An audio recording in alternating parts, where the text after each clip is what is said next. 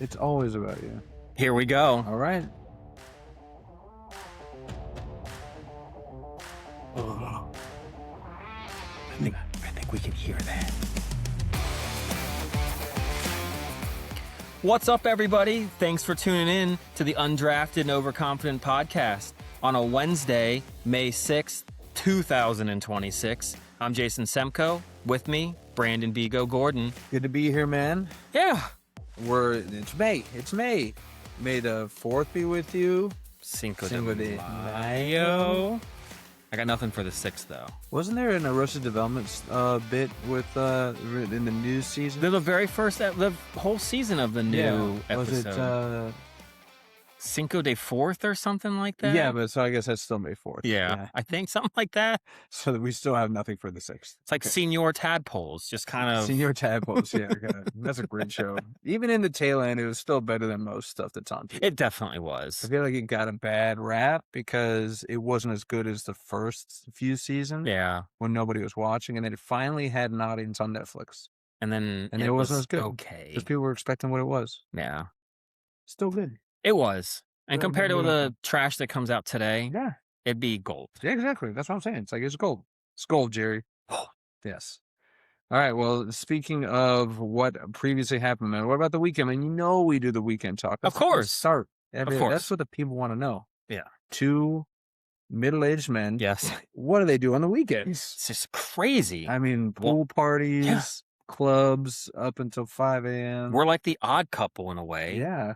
You've got kids. I do have kids. You don't have kids. You don't have kids. So people are like, what is going on between I'm the these messy one. You're the clean one. No, but I won't beat a dead horse because I feel like every podcast I come out and all I say is pickleball. Pickleball. It's the fastest growing sport in America. It is. And it's fun. But we've, I think, officially bit the bullet and we're going to join.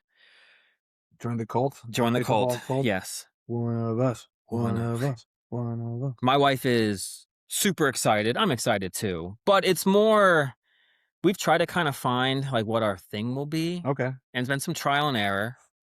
This is it. Okay, what's been some of the errors? We've tried this. That didn't stick. We tried biking. We tried getting like a bike. Uh-huh. So got the bikes. Tandem? My wife really wants to. Oh, yeah. She just wants you to do all the work. I know. I know. Just sitting there with her feet up. Holding the dog or something. I mean, we briefly tried to get into tennis. I can't remember. We tried to get into something else and it just didn't really work. But man, it got me thinking though, this is kind of it. That's all we're going to do. Yeah. There really isn't that much time for anything. Yeah. So I don't know what you and your wife, you must have 15 minutes a day. Yes. For something of your hobby. The weekends are the kids now. They own the weekends. Yeah. Like, son's doing tennis. He's doing swim. Little girl's about to go into dance. Okay. So there goes that. Another hour, 2 hours of the weekend gone. So yeah, we got like a 45-minute window to work out. The only reason we work out and we're able to is because we have the gym and the ground. Okay. That's the only reason. Because you couldn't even handle probably like a 10-minute to 20-minute travel time because then it's like a 20-minute workout. Yeah, it's a 20-minute workout. Yeah. So I don't get more time. Yeah. It just brings the workout time. Yeah. So yeah, appreciate my struggle. I do. It's a grind. It's a grind, man. Like, being an adult Power is to no you. joke. It is. Like, this is something you won't understand. It's like when my kids are like, oh, I have to, like, my son's chores. He's got chores. Or we don't call them chores. We call them responsibilities. You have responsibilities. Yeah. You're part of the family. You have responsibilities. Pretty simple responsibilities. Make his bed. Okay. Turn his light off in his room. When he comes downstairs, gives the pup water. Okay. Not even food, just water. Okay. And close the blind and open the blinds. Get some sunlight on the baby. Those are great things to kind of start with, though. Yeah, just like measured stuff. Yeah. Still drags his feet on everything. Oh my God. Are you surprised? All the blinds? Yes, all the blinds, dude. I still don't like doing all the blinds. Like, a dark corner. I come down in the morning a little bit sometimes, like maybe if I'm going to go for a run before my wife wakes up.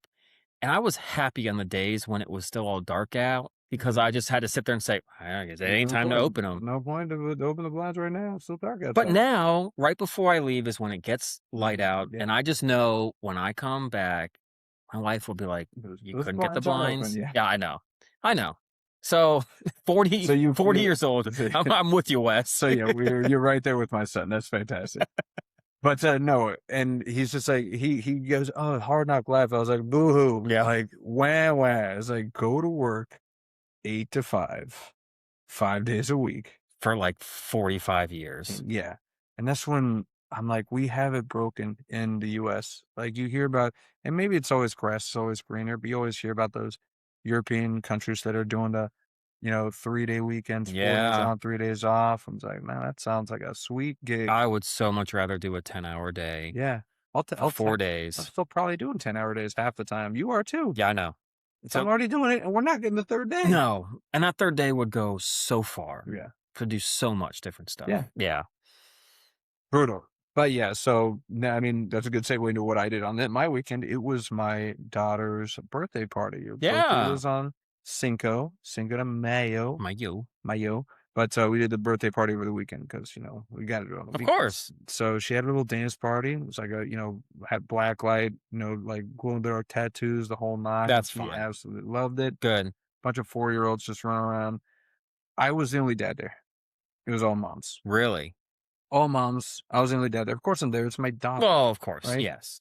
One dad was there and then he cut out. And I don't know if he listens to the podcast, but if he does, I won't name drop because I don't embarrass him. But he left because he tried out for like the semi-pro adult Richmond League. It's called, I don't know, and I got on the team. So congratulations, you made the team, man. Like the Richmond Kickers? I don't know, Soccer? No, it's baseball. Oh, baseball. Okay. But it's like the semi-pro Richmond. But so he cut out for that. And all the moms are just, mingling and just making sure everybody's okay and everybody's good. So I just became the target for, because part of the thing is that they had like balls, like bouncy balls. Okay. So it just turned into hit Finn's dad with balls all day and just throwing balls at me. That's what those welts are on your arms. Yes.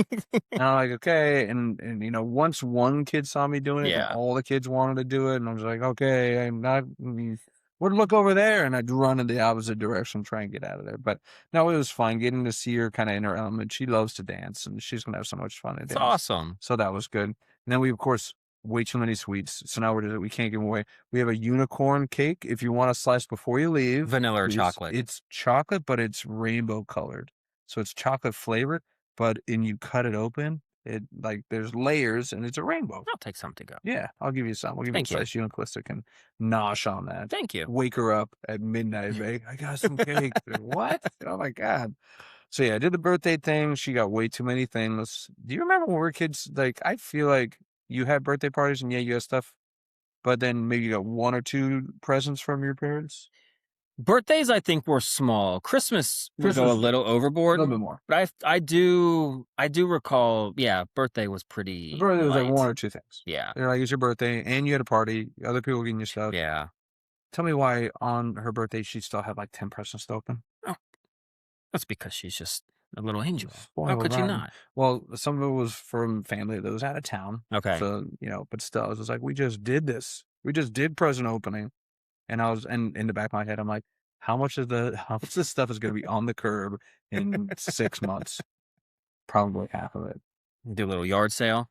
Yeah, I don't know. We wouldn't even do yard sales just because even that sounds like a nightmare. I don't want people just hanging out on my driveway, bargaining $4 down to $2. That sounds like a fresh slice of hell. We have 2 weekends. They're back to back. We just had them where I live, where every street can have. Yeah. We have that too.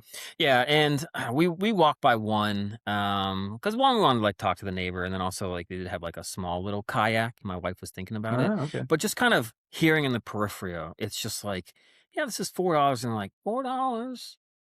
What about $3?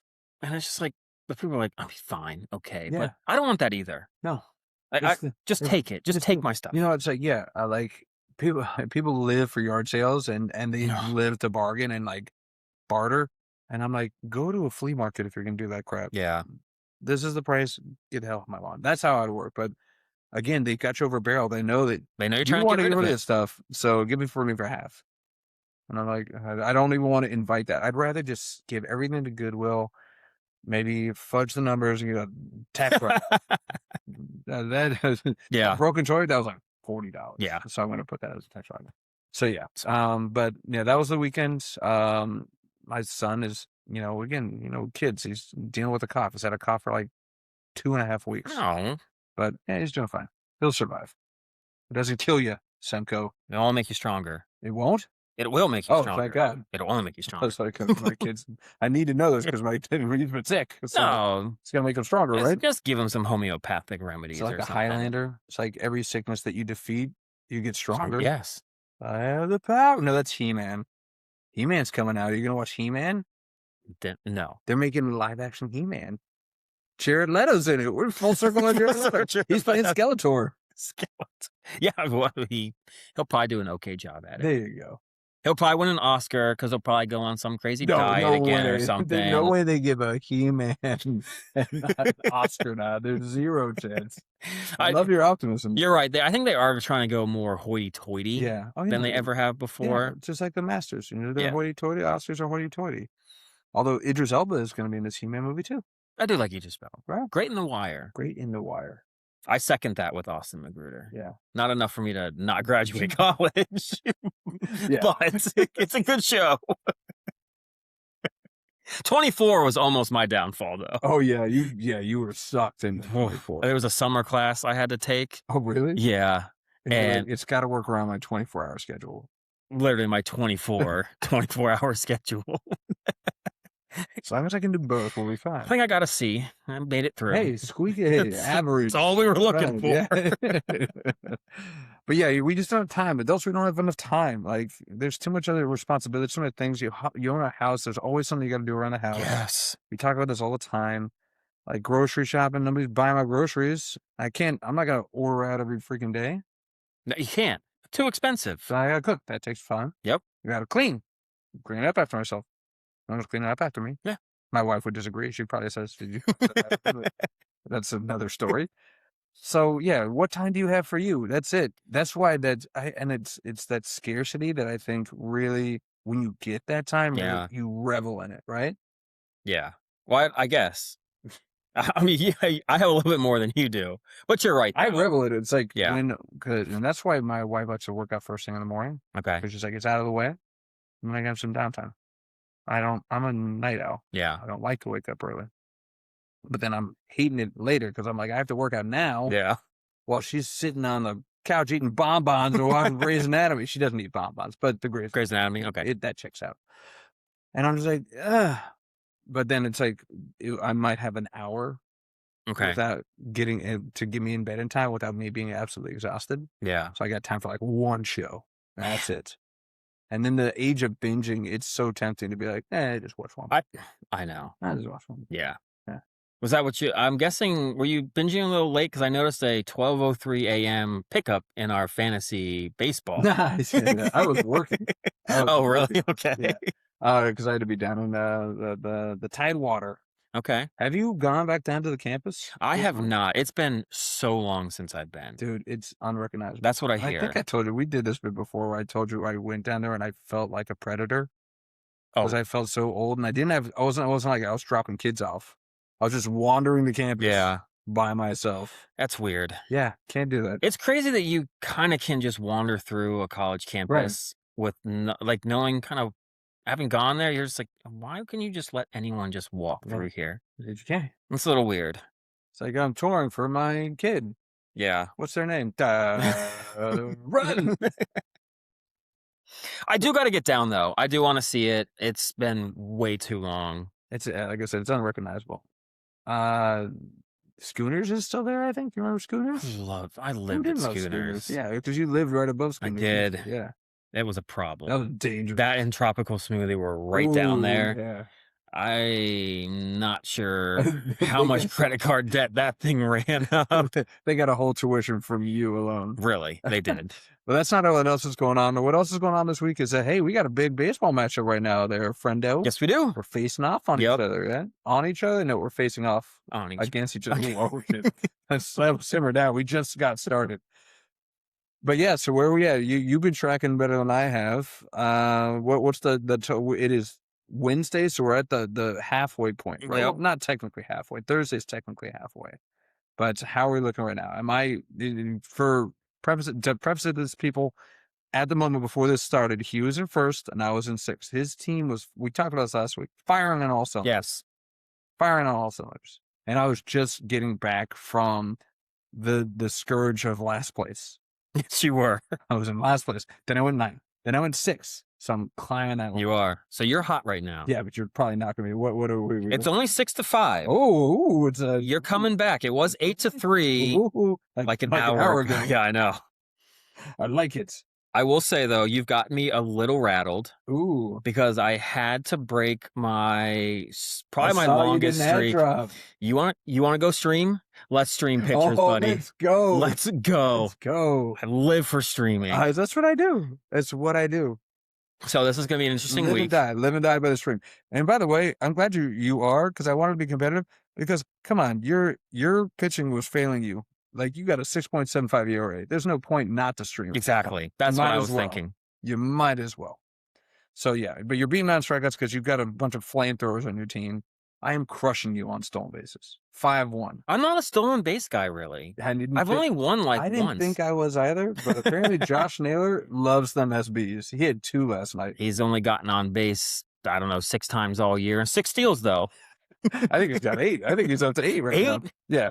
But yeah, I surpassed you, Mr. Home Run King. I surpassed you on home runs. I'm up 6-5 on home runs right now. Wow. Brandon Lowe, my pickup. Oh. Namesake. The Pirate. Brandon, let's go. Dinger today. And I put him in over Laureano, who's about to get dropped. First streamer. I don't know. Yeah. Maybe. I just need another bat. Because I think I'll drop Laureano once Yelich comes back. Okay. Once Yelich comes back, I don't need another outfielder. He can kick rocks. I was doing him a favor because he's on my wife's favorite team. And then Juan Sono did it. I told you, man, that Rockies yeah, I know. Mets game, that's going to launch me. I know. I'm afraid I might get a loss to you, which I'm not shocked by because that's just what happens. It really are. It's like I was talking with Ill Will too, and he's like, I'm playing Burr. That's a guaranteed loss. Like no matter how well he's playing and how poorly she is, it's an automatic loss. So with you, I hope I lose 5-6. There you go. Maybe still remain in first. But I don't know. My one pitcher's Framber suspended. Oh, that's right. So and he got lit up. 10 runs. Yeah. And he got ejected. Cole Reagan's hurt tricep. He's out. Just keeps coming up Bigo. Everything's coming up Bigo. No, I swear to God, every year this happens to me, the first pitcher I get is garbage. Logan Webb is garbage right now. Right now. And he's day-to-day right now. I saw that. Wonderful. But in honor of you and the boys going to Pittsburgh, did you notice I picked up 2 Pittsburgh guys? I knew the Brandon Lau. And I got your boy Jones. He's on the IL. Oh, I did see that. Yeah. Okay. You know what? Good luck to you on that one. Dude, they're sitting there clocking him 101 right now, throwing heat in the minors. Look, first of all, it's going to be 2 months before he even goes 6 innings. No. He's going to be on he's stretching him out. He's going to be on a pitch limit. He's going to hurt himself. But yes, I saw that. I saw that blurb, and I thought about picking him up too. Yeah. So by the time the playoffs come, he'll probably be in fine form, and I'll be sitting there with Sonny Gray and Framber Valdez, praying to God they can go Sonny. 6. Is Sonny coming back? He could pitch today. He's still on my IL. Right. Pitched 5 innings. Didn't really do anything else. Okay. So it didn't get you to QS. He might be getting dropped. Oh. Yeah. Spoiler. Hope you guys are listening right here. Keep an eye out for Sonny Gray out on the page. I don't know if anyone will take him. I don't know. Did you see what's available on the I know. I was going to say. I look at other teams. Look like Darkness's team. You could probably use my worst pitcher as your number 1. You might as well trade him. Don't drop him. Trade him. Get something for him. I should try. Yeah. Get a relief pitcher or something. Wow. You really just... I'll give you something for Sonny. Let's talk. Okay. We'll talk off pod. Or maybe we'll bring it on the pod and really bore the crap out of people. Let's talk about fantasy baseball a whole 2 hours. And we've lost everybody. And our numbers are way down. I don't know what happens. They don't like good fantasy fodder, I How guess. dare they?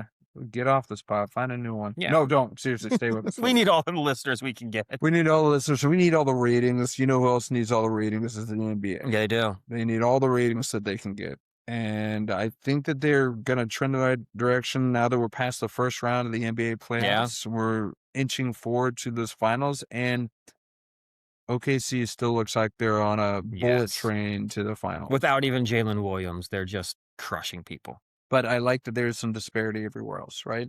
Boston's already bounced. Philly did the comeback. The East had 3 of the 4 games go to Game 7, or matchups go to Game 7. I was so close to getting that Orlando-Detroit. You were.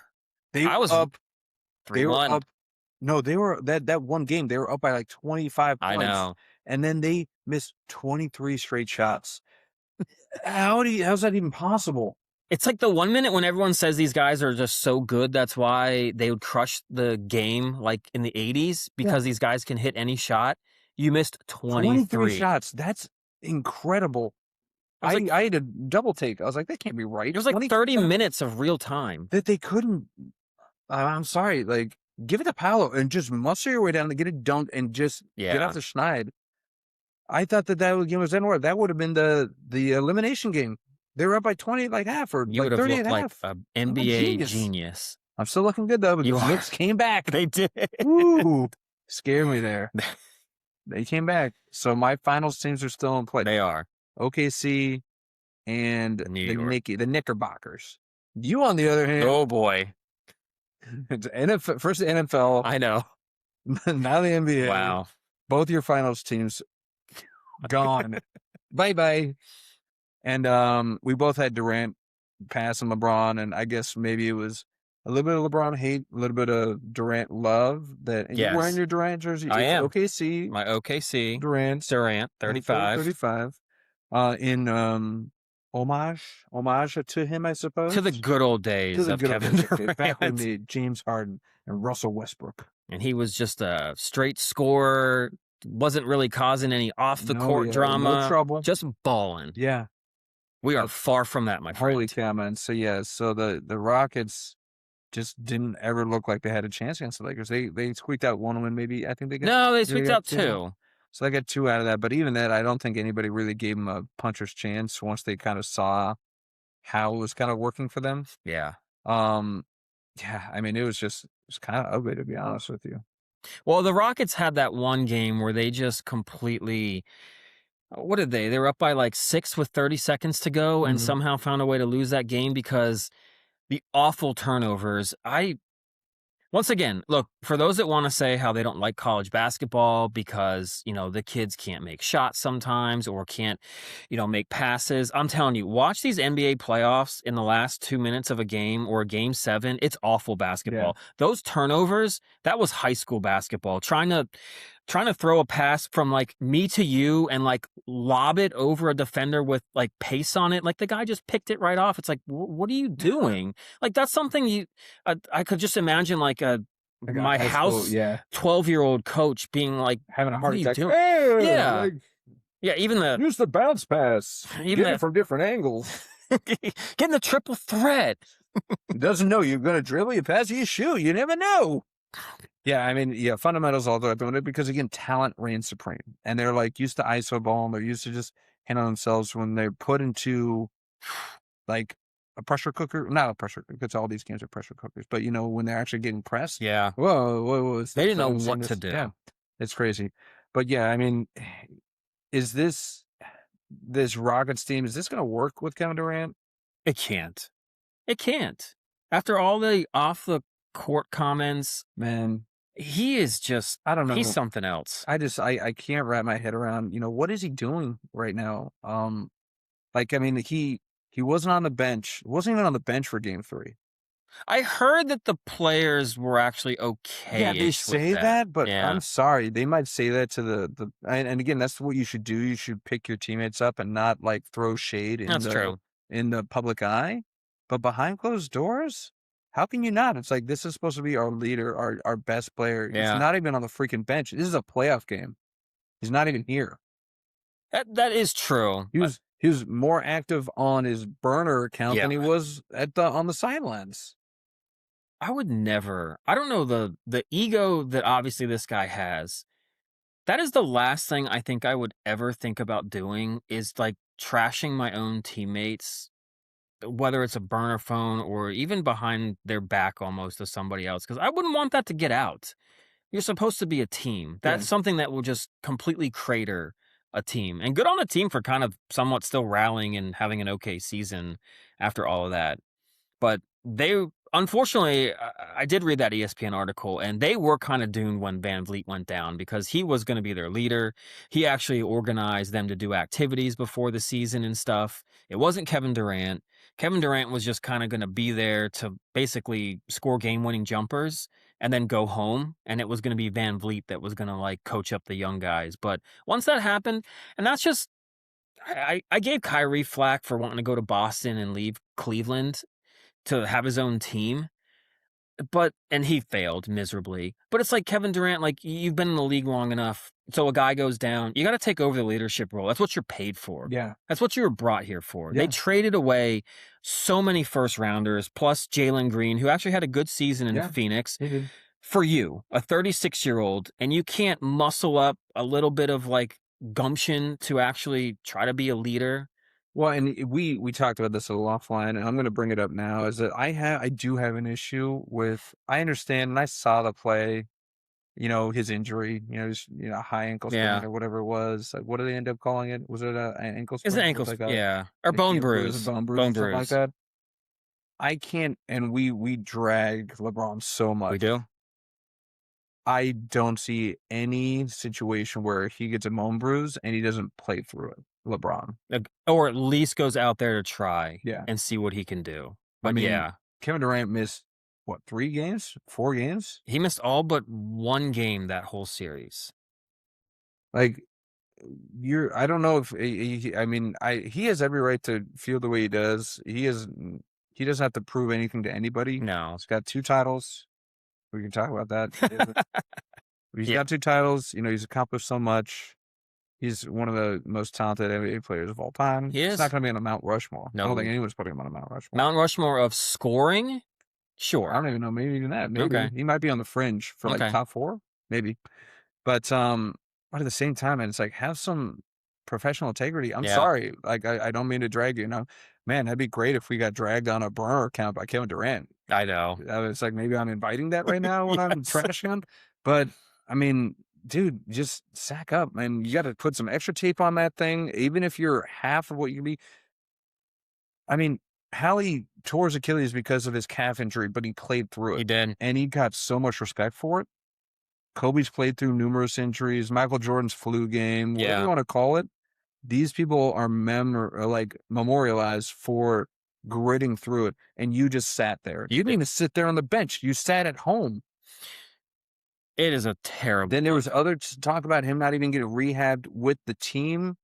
Like, he was getting his rehab elsewhere. He wasn't showing up to like the team trainers to give prep. So it's like, are you even trying to get better? I'm sorry, but that might not be fair, but that's where the mind goes. It has. You're not on the bench. You're not in the training room. Where the heck are you? What are you doing? Why are you not with your team supporting them? Even if it's from a moral standpoint. Hey, great job. High five. These kids, a lot of these kids looked up to you. Absolutely. When they were playing high school ball. You've been around that long. Yep. And this is the example you set? Burner accounts? Trashing your old teammates? It's unacceptable. It is. I wore the jersey mostly because I wanted to remember the young Kevin Durant. Because, this is, like you said, LeBron, for everything you want to say about him, he is seemingly always there for his teammates. He's always on the bench. He's always talking to them. He's never generally like sulking, on the bench. When Durant, there's some of the videos where he's got like the hoodie on and he's got like he cinched the thing so you can, and he's leaning down like this kind of, and it's just, come on, man. Like this is why like I give flack to like Luka. I'm like, you're paid all this money to do more than just put the ball in the hoop. Like, you are being paid to be the leader of the team. And if you're not going to do that, then you just weren't worth all that money. And you're also just kind of giving a middle finger to everyone in Houston that really thought you'd be a missing piece. Yeah.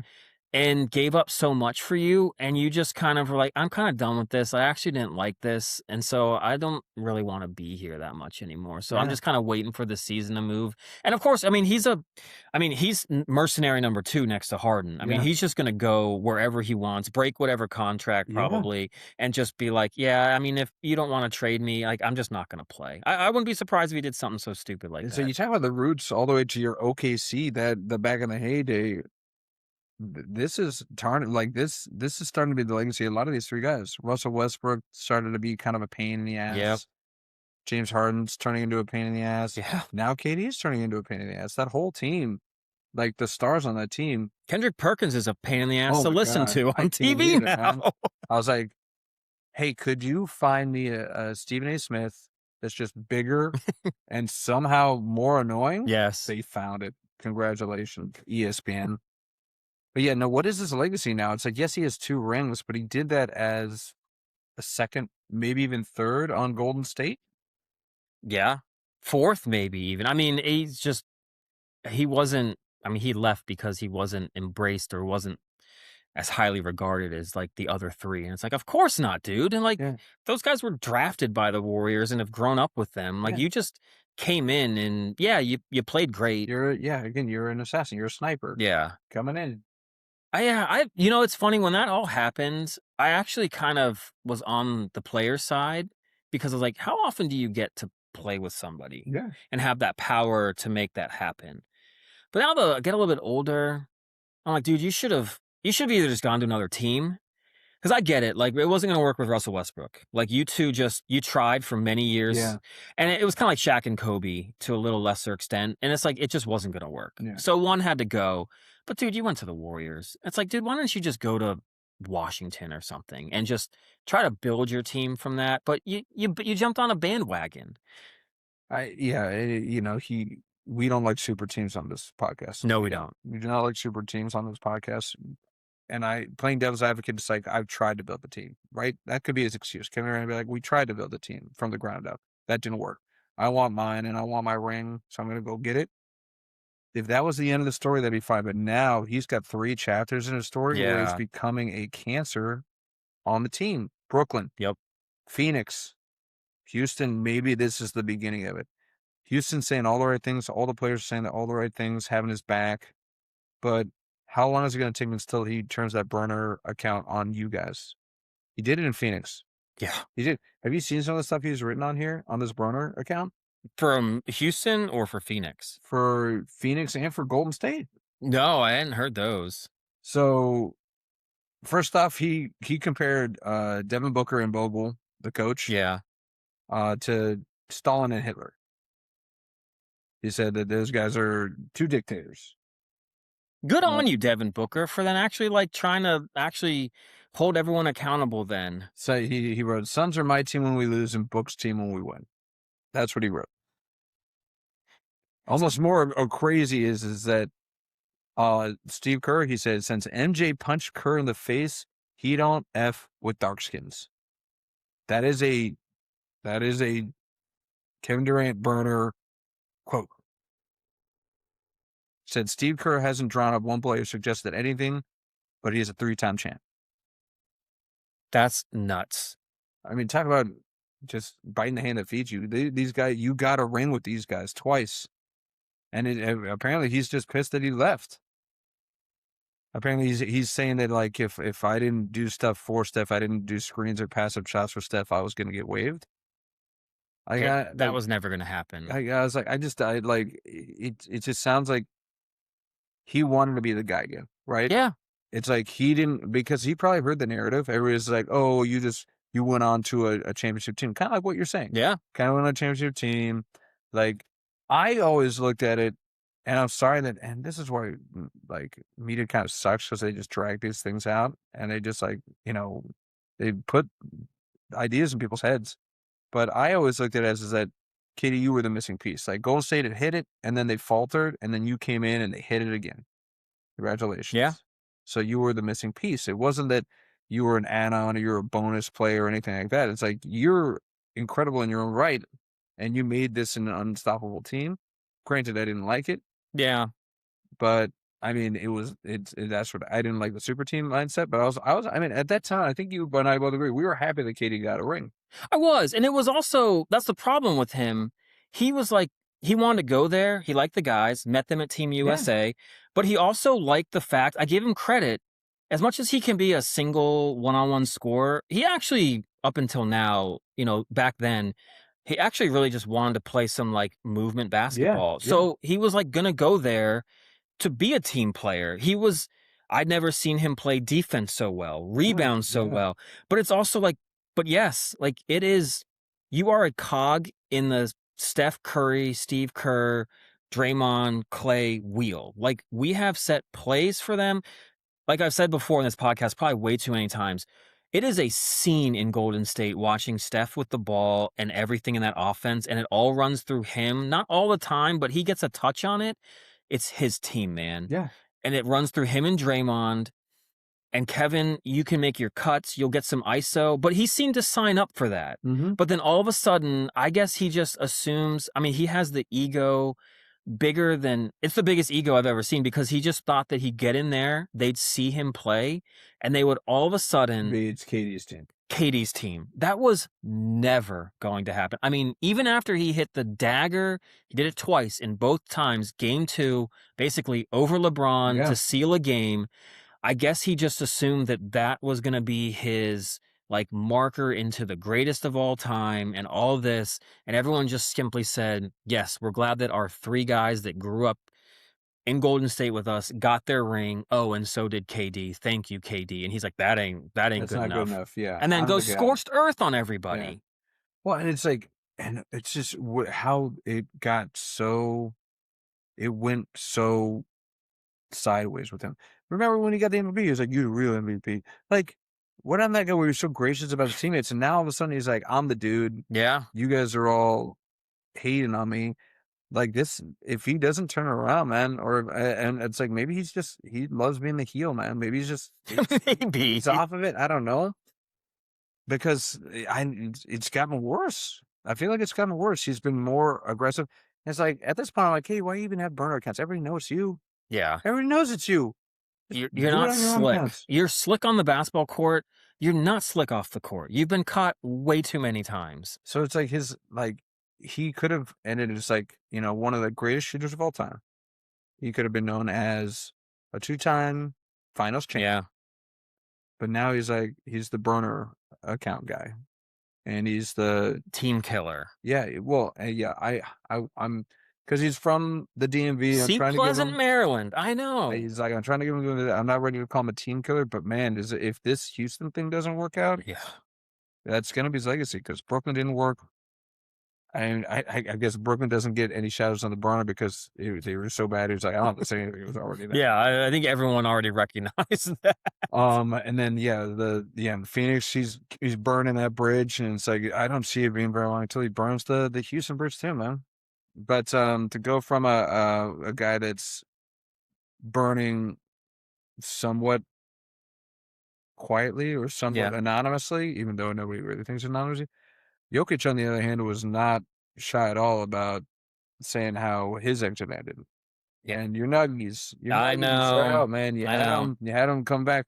It was this Jamal Murray, Jokic love that you had. That was blinding you. And it's like, well, they can do it. These guys can get it done. I thought they had one ride. They couldn't even get it past the Wolves. No, without Anthony Edwards. Without Ants. That was.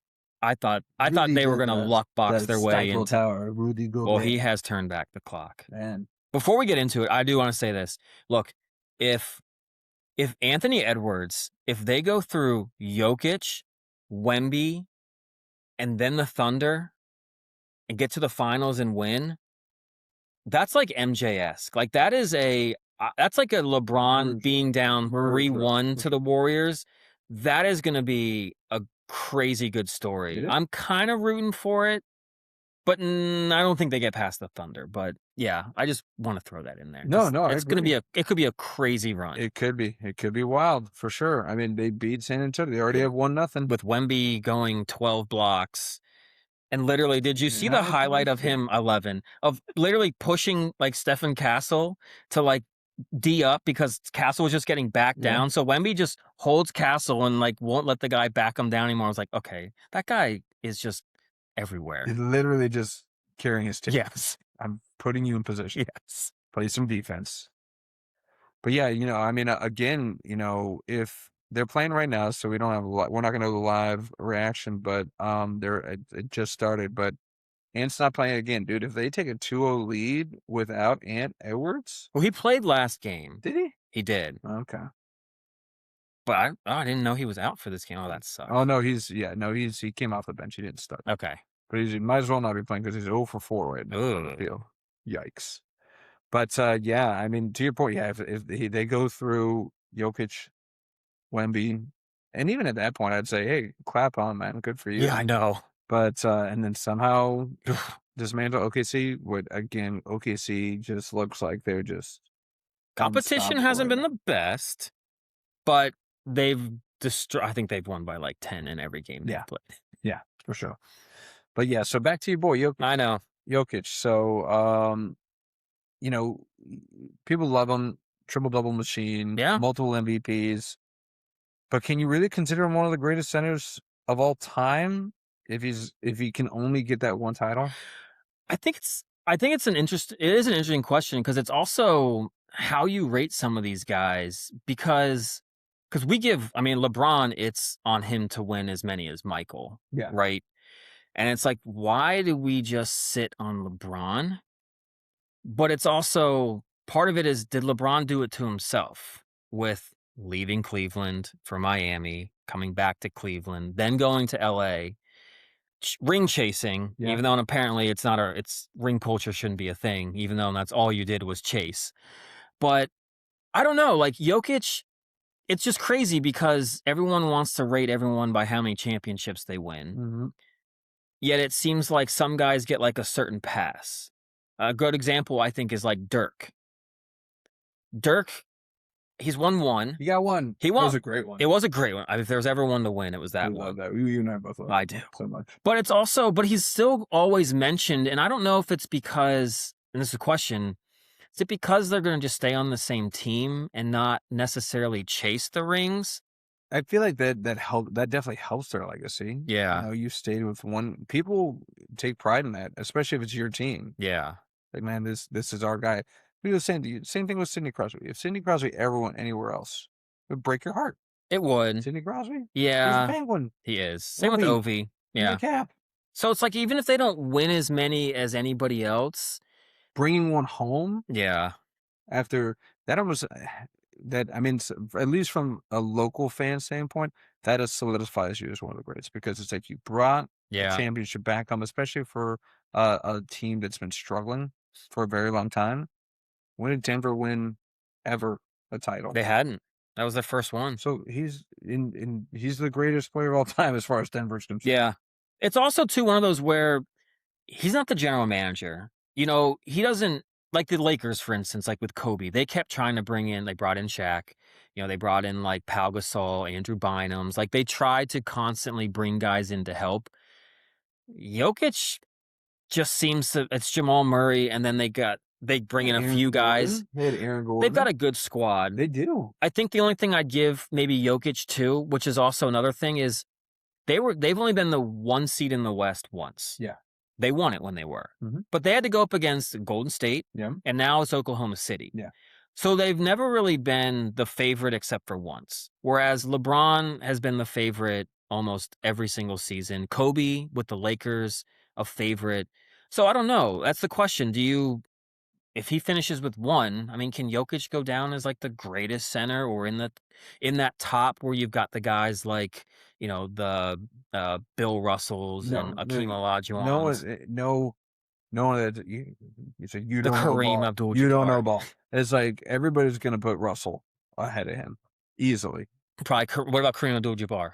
I'd probably put him over. Okay. Yeah. Would it matter, like, if Jokic had won like 4 titles? Would it change your mind? I think it would. Okay. Titles definitely make a difference. So this will hurt Jokic if he stays there and still doesn't win enough. Yeah. I also just think I know that he's an MVP, but just his game, he just looks so goofy. I Sorry, know. I think that might. It's like appearances do have an effect sometimes, and when you don't look graceful out there, and you just look like a lumbering buffalo just out on the court, it's like people are like that's the best center ever. Yeah, it is not a good look for the league sometimes. They want the sharpshooting Kareem with the sky hook I and all know. that good stuff. Or Akeem Olajuwon with like the dream shake. Yeah, yeah. Or like Dwight Howard just looking like just a S diesel, brick house. yeah. Yeah. So there is an appearance factor and appeal to that, but the titles definitely have something to do with it. And then again, if you just went by MVPs, I mean, Steve Nash, is he considered one of the greatest point guards of all time? Not really, no. Not even close. No. How many MVPs does that guy have? 2? Yeah. I think he was the first to go back to back? No, he didn't get unanimous. I think Steph was the first to be unanimous. Okay, yeah. But no, yeah, that's still buddy at work. He can't believe Steve Nash was an MVP. Twice. I'm like, man, the MVP is just not. It's not the best player on the planet award. It's it's stats. It's stats, and if you carry a team that was like out of the playoffs to like a 1 or 2 seed, like Cade Cunningham this year, he's not the best player in the league, but he might win the MVP because he took the Pistons from like a 7 or 8 seed last year to the 1 seed in the East. Yeah. So, but yeah, I don't know. I feel bad for my guy Jokic, but I do give credit if you're going to stay on your team and kind of let them build around you, and if it doesn't happen, then it's like, so be it. But you just didn't go. If he went chasing, then yeah, I think that would tarnish him if he couldn't get over the hump. But it sucks, though, because you'd want to see him play in more finals or play in more Western Conference finals. You would, and again, maybe his game, but it's hard to say that with him because he is such a distributor and he makes people around him better. But it's like when you look at a superstar like that, you wonder if his game doesn't lend itself to championship basketball, right? You're right. So, maybe the problem is him. As crappy as that seems. Same thing with Steve Nash. It's like he was an MVP. His defense was garbage. I know. It's the same with Luka. Like defense, you're going to get, it might take you to the finals, but like that team is just going to be smart enough to ISO you and take advantage of you. Yeah. So I mean, I don't think that it should, have a negative impact on his place in the echelons of NBA. Yeah. But I also think it will prevent him from being in even the discussion of probably the best center of all time. Probably. Which sucks because it's like he should be like a 5-time MVP. Yeah. But if you can't get it done in the postseason, then it really is going to like hurt you. Yeah. That kind of sucks. Yeah, it does. But he doesn't really seem to care. Well, like you were bringing up LeBron a lot. So with all that said, and with what we said about the Rockets and how we were just picking them because there's a lot of LeBron hate, have you softened on him a little bit? Are we too hard on LBJ? Hard. We're way too hard on LeBron. Like never. I don't. Never. I mean, he'll say things that make you want to, but man, it's an everyday. He's nitpicked on his game, and look. Seriously, I mean, don't go back because who has the time? We talked earlier, but I remember watching a game on like ESPN Classic when I was younger, and it was like the Hawks versus the Celtics.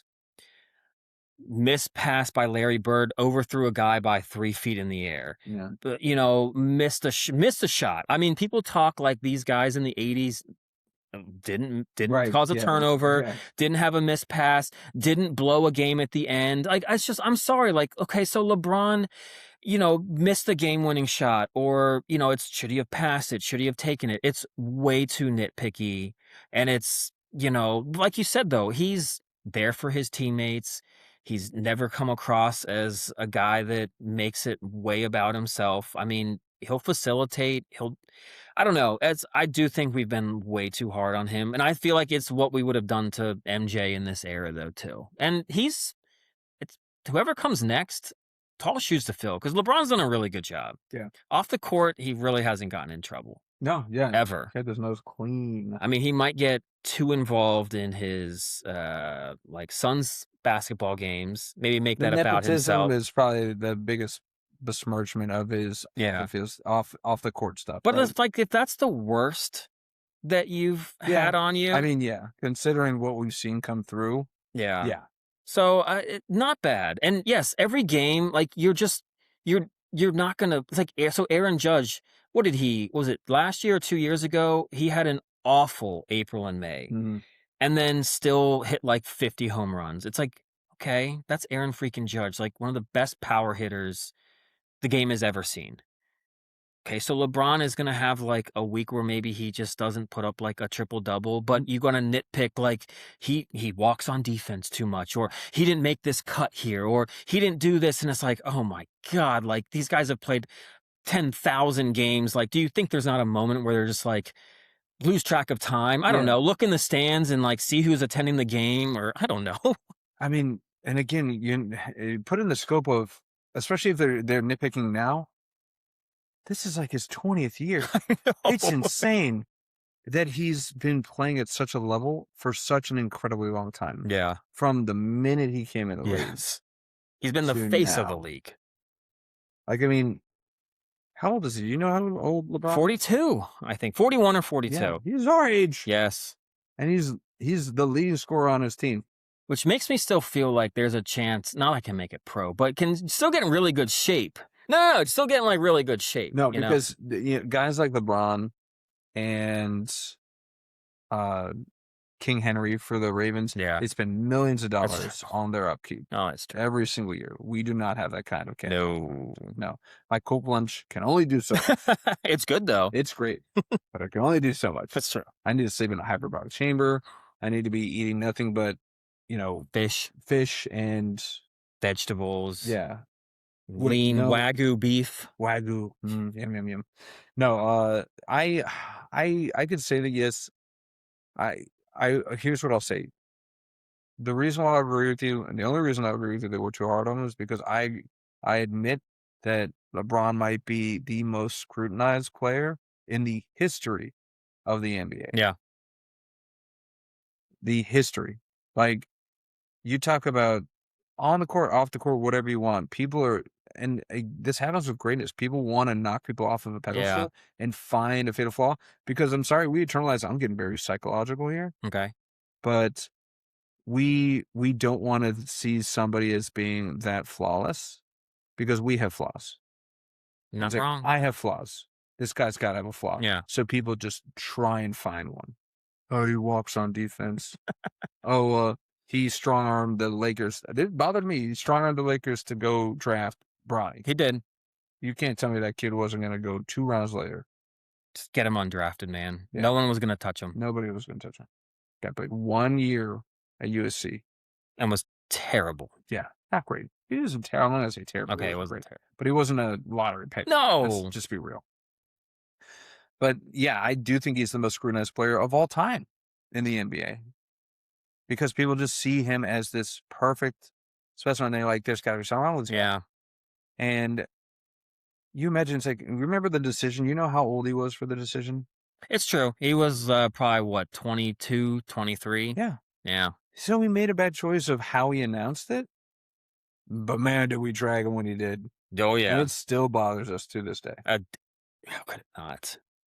I mean, what were you doing at 22? I know. You would not like everybody to be scrutinizing. I cannot count on 2 hands all the things I've done in my 20s.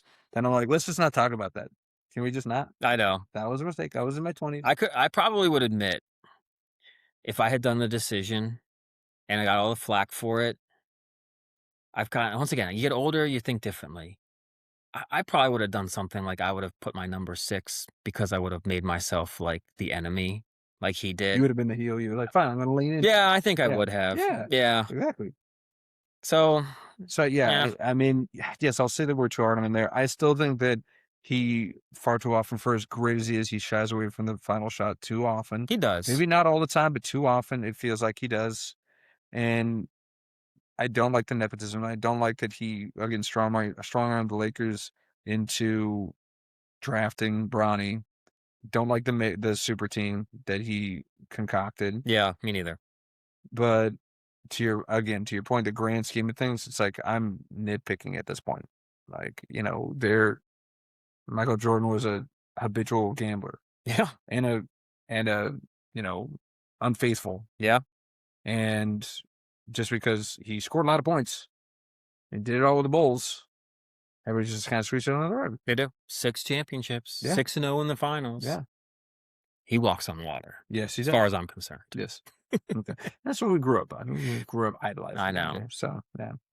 But another guy that's, idolized in a different sport, NHL.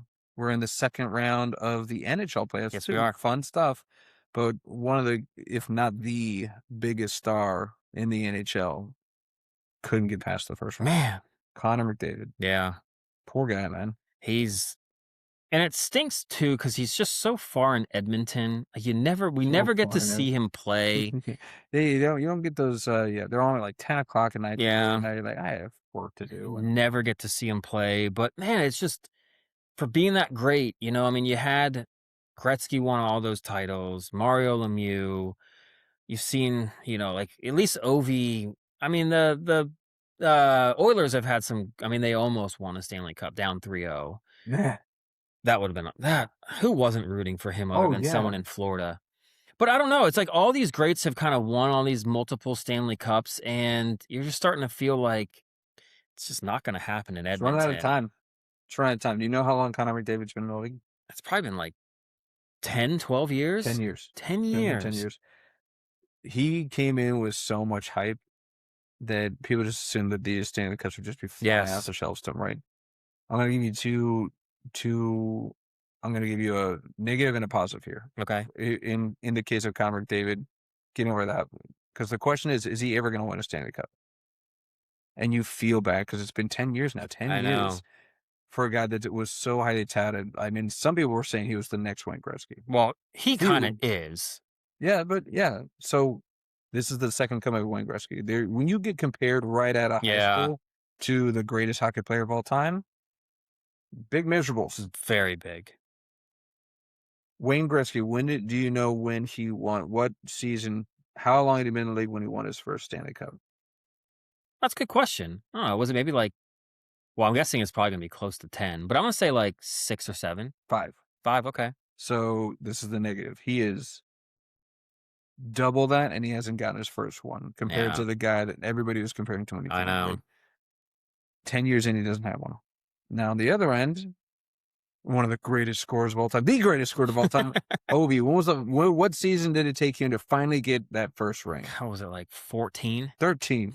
Lucky number 13 seasons. He's got 3 more years. Yeah. Until I feel like 3 more years until you really got to start worrying about him just being the Dan Marino of the NHL. Yes. And just never climbing that mountain. So here's a question then. Would you want him to stay in Edmonton and keep trying to win? Or what if after year like 12 or 13, he just tries to bolt to go somewhere? See, yeah, but it's weird because hockey, I feel like, is different. It's different than the NBA. Yeah.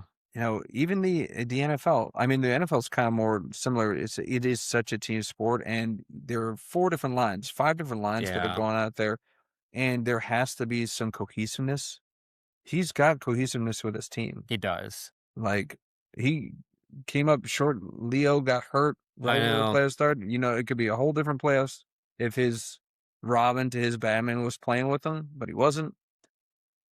I think that Emmy needs to do everything that humanly possible. I don't know what his contract situation's like, but if I were him, I'd be like, I need to go somewhere that's really emphasizing us winning now. Yeah. He's got to be, I mean, I'm sure he was before, but now more than ever, he's double digits in the league.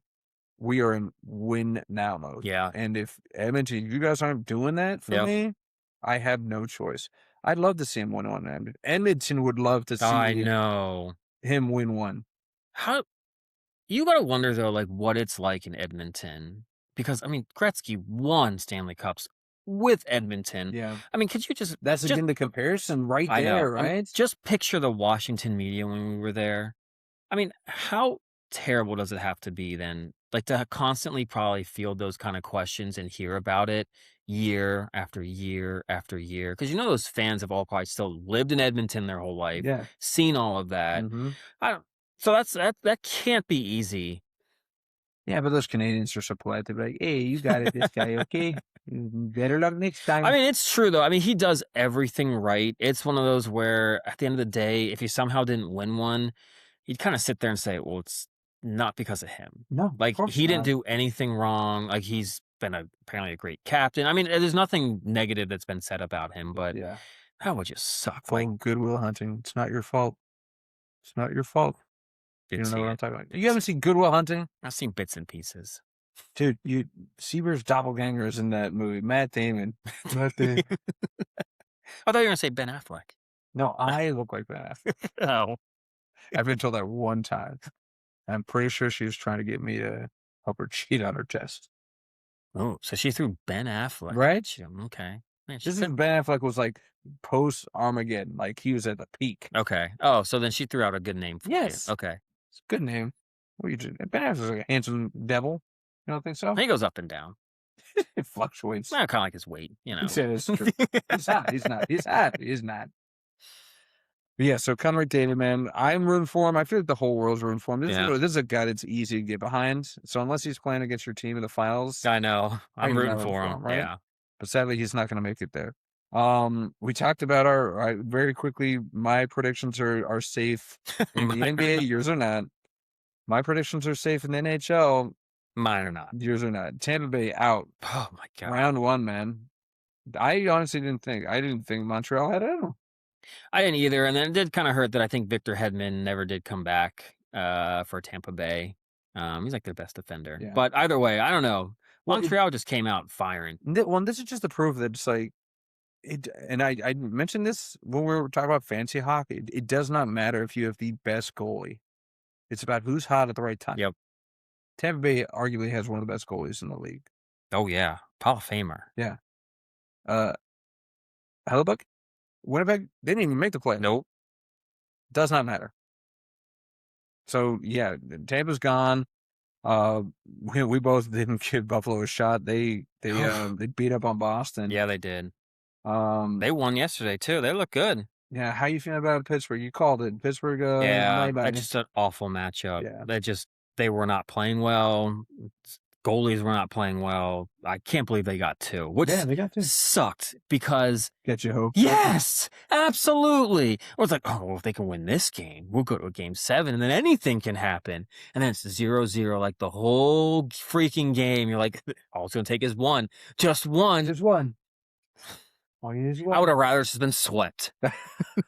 Don't you build me up. Seriously. Don't you promise me anything. Don't get my hopes up. I hated that. I was buying in so bad, and then bam. Yeah. And then again, we talked about it with Connor. Anaheim, upstart Anaheim, beating out Edmonton. I mean, even with Leo gone, is it Draisaitl? How do you pronounce his name? I think Draisaitl. Draisaitl, yeah. Gone, you still would think, okay, this is a Connor McDavid team. Who does Anaheim have? But pulled it out. They did. 4-2. They didn't even have to go 7 for that one. I think I called Vegas. I think you called Vegas winning that series. Did, yeah. So kind of cruise through for that one. Minnesota surprised me. I had Dallas winning that. You guys, I got one right. You got one right. But all those games, 4-2, 4-2, 4-3, 4-3. There are two teams that just skated both literally and figuratively into the second round. Yeah. And those are my teams. I know. You got Colorado that just boat race. Yeah. LA. And then you got Carolina that even with that fight in that first game, Ottawa's trying to come out literally fighting. Dude, Ottawa played good. They did. They're a scary team. Shows you how good. Yes, I'm so worried about Carolina. That might be the closest series they play till the finals. Yeah. That Ottawa series. Yeah, because they already have 2-0 on Philly in the second round. And Philly did have they did kind of steal that from Philly in game 2, but they crushed them in game 1. Yeah. Poof. Philly needed, because was Philly home for this one? No. Okay. But still, Philly needed this one. It was so close. They were winning and the they were right whole there. game. Yeah. They needed that one. And then, Buffalo. Hey, Buffalo might make it to the semis. Good for them, though. Right? I always still feel bad. Remember, what was it, Brett Hull? Yeah. When the skate was I guess they said it was in the crease and it wasn't. And, I think Dallas won. And, I just remember it was a goal or something, or vice versa. I can't remember. But, I always felt bad for them after that, because that definitely should have favored Buffalo. Yeah. But you look at these two favorites right now. Colorado up 2-0 in the series against Minnesota already. Carolina up 2-0 in this series against Philly right now. Neither of these teams have lost a single game in the playoffs. Do you see anybody stopping them until they meet each other in the finals? Doesn't look like it. Vegas, maybe. Yeah. Carter Hart, well, whether you want to root for him or not, probably not. He has caught fire. You know Vegas. You know why I'm never going to root for Vegas, right? Who do they just get? Not a player. I don't know. Didn't Tortorella go to Vegas? Oh, that's right, your boy. Never. I will root against him until the day. Yeah, I hate him too. I mean, he's one of those where I think I would actually. When he was coach of the Raiders. Yeah. The Rangers. Raiders. I'm doing it again. I like to call it lost wages. Nice. But yeah, I saw, and again, we met the Cavs met Vegas in the finals, and we beat them there. So booyah, expansion team. Well done. Yeah. They won a cup like 2 years later. Stop sleeping. Utah's an expansion team. They made the playoffs. Expansion teams in hockey are different. I know they are. I know. Because they get to take some of the good players against every other team. I just want to get your blood boiling a little bit. It's going. Yeah. It's riling it up. Yeah, but I agree that Vegas does have the best shot of at least giving Colorado a challenge. But man, it's like they got 2 above average goalies that they can swap in. I know. They got one of the greatest goal scorers in the league right now, McKinnon. They got the best forward and the best defenseman in the league. Yeah. They got Makar as well. Yeah. Like, come on. Yeah. It's unfair. Almost. Yeah. So, like I said, my finals matchup's looking easy peasy. 1, 2, 3. Yeah, it does. Yeah. So I'm stoked. I'm having a great time. You're just doing so well. Good for you. Good, great, grand. You sound super psyched for me. Yeah, I just couldn't. And I'm gonna run the table. I crushed it on the NFL playoffs. I'm cruising in the NBA playoffs. I'm cruising in the AHL playoffs. Our MLB predictions. Are you getting a little nervous? Yes. Because I had the Braves. Yes. Winning it, and man, are they crushing? Now they did get a blow recently. They did. Big blow. Acuna. Yeah. Sitting out, banged up. I don't know. It just seems like they can just throw anyone in that lineup right now, and they get like 2 hits at least. I picked the wrong Brave to draft because I want Matt Olson too, and he can't stop hitting. I know. He's on fire. Bounce back. Right big time. Huge. Big time. Ozzy Albies has been like 320. Yes. I don't know what. They got the best catcher in baseball, and Drake Baldwin. Now, that was at least kind of predicted, kind of. Yeah. The Ozzy thing is just, I'm just waiting for that other shoe to fall off and just him crater back down or something. Who are you trying to crater back first? Albies or your boy Michael Harris? I think Albies. Oh, okay. Like Harris this might be the start of him living up to the hype. Yeah, he's still like, he's still like just 24. Yeah.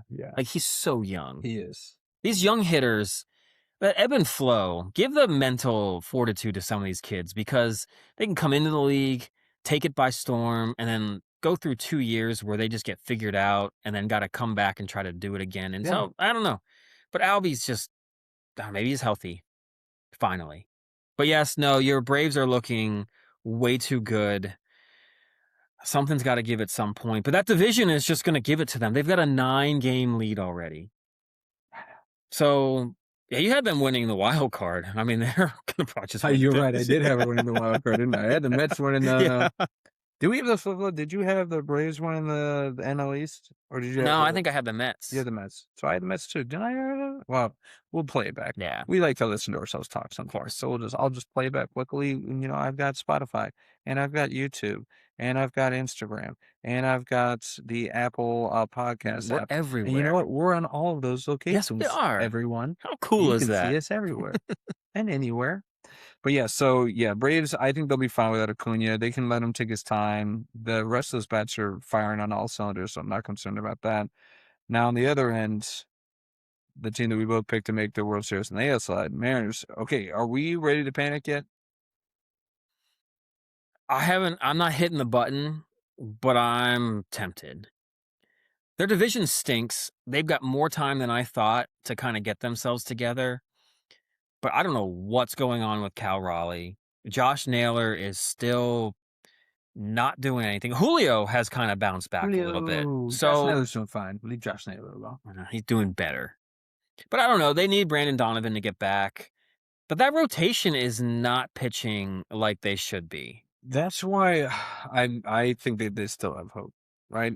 Because it's like it's not like these guys forgot how to pitch. They know how to pitch. Did they? I don't know. They're not, I mean, they haven't turned it around yet. Maybe they listen to the podcast and they got put too much pressure on themselves. It's like, wow, these UNO guys, they really are hyping us up. I better do really good. Well, they better have thicker skin than that then. One of them's got my namesake, Brandon Wu. Is it Brandon Wu or Brandon Wu? I think it's Brian Wu. Brian Wu. I don't know. He's on my team. I don't even know his first name. He's going, woo! Which surprisingly, he pitched a gem Nature Boy. against the Braves today. Might be the new team name. And just that Nature Boy is your icon. Woo! Yeah.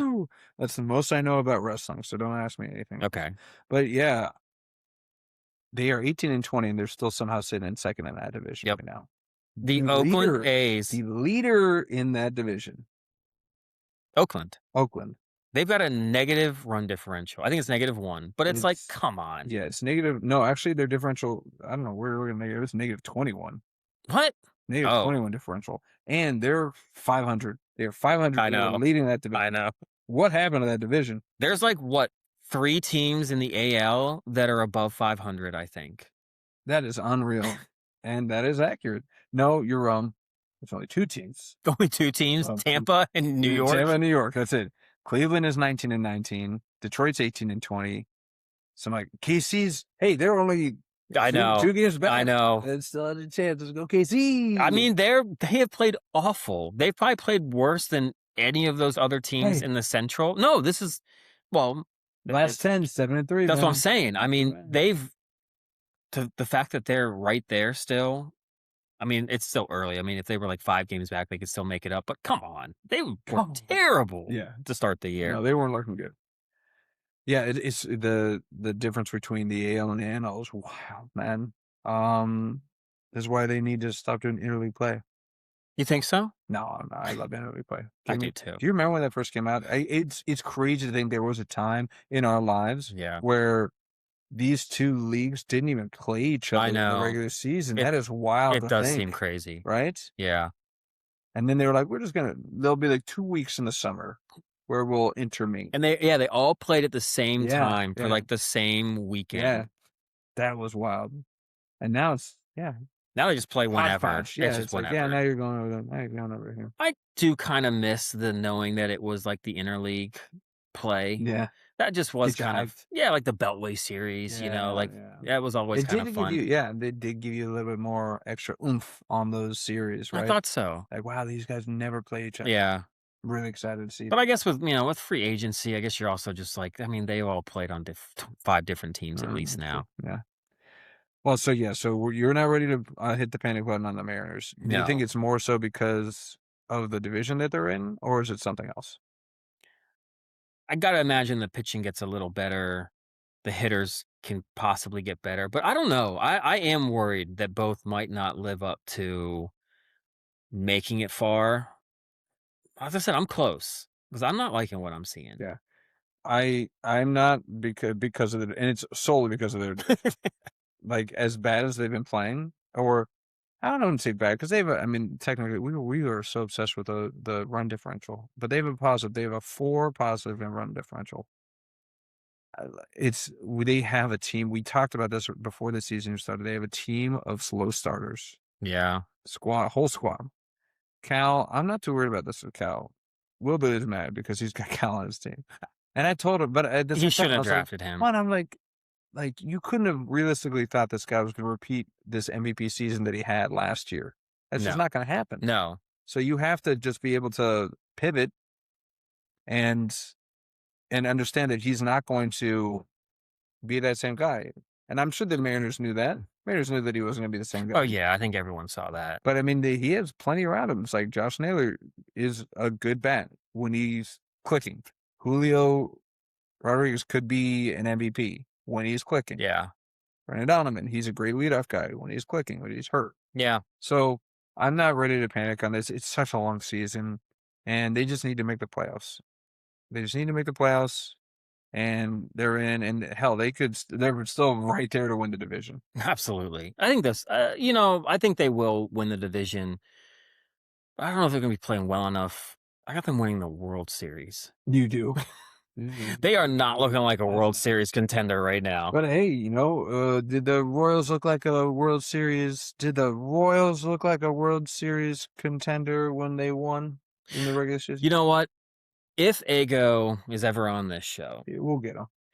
That's actually one of the probably my first question I kind of would want to ask, because they felt like they came out that season on a mission. Yeah, they did. Like, I don't know. I want to ask if that was something they had all, like, after they lost the World Series, like, literally, like, in the clubhouse, they're like, we're getting the F back here. Yeah. And if you're not on board with that plan, get out. Because they all just were like, every win was like, this is business. Let's go to the next game. Like, we're going to keep winning. I don't know. I'd want to kind of ask what that was like. Was it an off season? Was it like during the season? Yeah. So yeah, I've very rarely seen a team on a mission a whole season like them. That was impressive. It was. Thank God there were so many other good hitters on that team to make up for. Man, he hit a home run in the bottom of the ninth to send it in the extras in Game 1. It's like that Miguel Rojas for the Dodgers doing that last year. Is that crazy that he literally saved their whole season? Mm-hmm. Guy that's like the worst hitter on the team. How dare you? You trying to not have him come on the pod? Like, what did you want on the pod, man? You are not making it easy. My goodness. All right, well, let's move forward, man. So let's go over to the NL Central, man. You got the we were bashing the Reds and their negative run differential leading that division, and man, we jinxed the crap out of them. Yep. Because they have free fallen since then. They've fallen all the way to third in that division, and maybe their low light was that Pirates Red series swept by your are they the Bucks? That's their nickname. The Buccos. The Buccos. Buccos. Yes. Bucks and Buccos. Yes. Yeah, swept by a great Pittsburgh team. Great Pittsburgh. They are bottom feeder. They are still the last team in that division. Crazy again. They're 19-17. 19-17 and last in the division. A's are 19-19 and they're leading the division. Know. Well, the Pirates ran into. It was nice that they got the sweep over the weekend or earlier in that week, but then they got swept by the Cardinals. Yeah. So that was a 4-game series too. So we're riding high for a second, and you lost it. But yeah, dude, the Cardinals 21-15. How are they doing it? We gave them zero credit. Zero credit. I can't even really name but a couple players on their team. The only reason I know one of them is because Dwight's trading for him, or Jimbo's trading for him. Yeah. Westerholt. Was it Wester or Weatherholt? I think it's Wester. I think there's an S in there. I'll look. You keep talking. But no, I mean, look, Jordan Walker is all of a sudden playing to, once again, those young kids that come in. I mean, he has struggled forever, and all of a sudden he's got it going. I still don't think their starting pitching is any good, and thank God the streamer that you picked up. Palante. I just saw that. He was like 10% owned. He had 3 good starts in a row. I was like, this is in fantasy baseball when the shoe comes off again and they struggle. Like, they had 3 good starts. It can't be 4 for this no-name. And I was like, but Brandon picked him up against me, so I'm like, this is going to be like an 8-inning gem. Thank God he got shelled. It's the only thing that makes me feel like I got a shot. Yeah. No, I overthought it, man. Like, I should have known. I'll tell you this, and it'll be a race to who gets to him first. The number one rule, I don't even want to share this because every listen to this freaking podcast, they're going to steal my waiver ideas. I'm going to do it anyways. We all know you just got to add drop against whoever's playing against the White Sox because you're going to get a ton of strikeouts, and as long as you can get past Murakami, you'll probably get a quality start. Oh, see, no, I disagree. I said in the last podcast, you do that, you're a fool. Okay. Because they're actually doing well this year and scoring some runs. Oh yeah, what happened today? You know what happened today? Well, yeah, they got. Yeah, they got crushed. My rookie from the White Sox decided to just give up long balls left and right to the Angels. Yeah, that's right. Including your boy Trout. Did he hit a home run? He did not hit a home run. Oh. You lucked out on that one. No, but this guy, the Angels pitcher is one of the guys I was looking at. Urania, 6 innings, 1 run, 5 strikeouts against the White Sox. Should have picked him up. You should have. Should have, would have, could have. We'll see how Gallen does tomorrow. Ooh, yeah. Against the Pirates. Oh, man, Gallen. Why? What happened to him, man? He used to be a Cy Young winner. Man, he's just falling off the face. Yeah. That's the bounce back I'm home for against you. Come on, Zach. You still got it. He's got an ERA of like 8 out of like 8 starts. Yeah.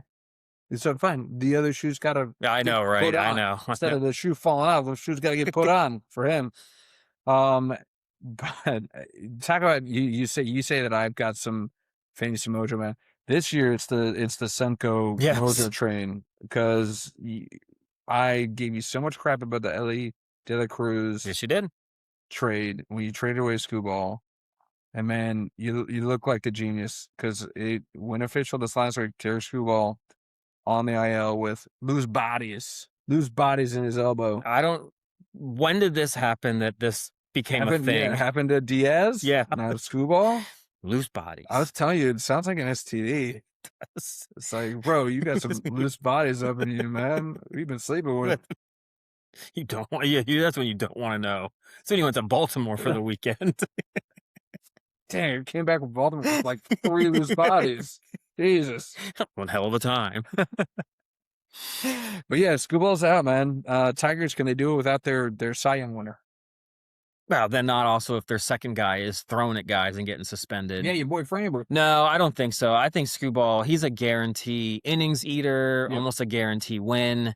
There's so much that goes on a team. Like when you've got that horse out there that you know every 5th day, like you're probably going to get a win. You can set up almost the rest of your week based on that. Yeah, they're going to struggle. Good starter has a ripple effect, right? Yep. You can rest your RPs, your relief pitchers. You know, you're like, maybe we'll need a guy in the 8th, 9th, maybe the 7th. Yeah. Maybe.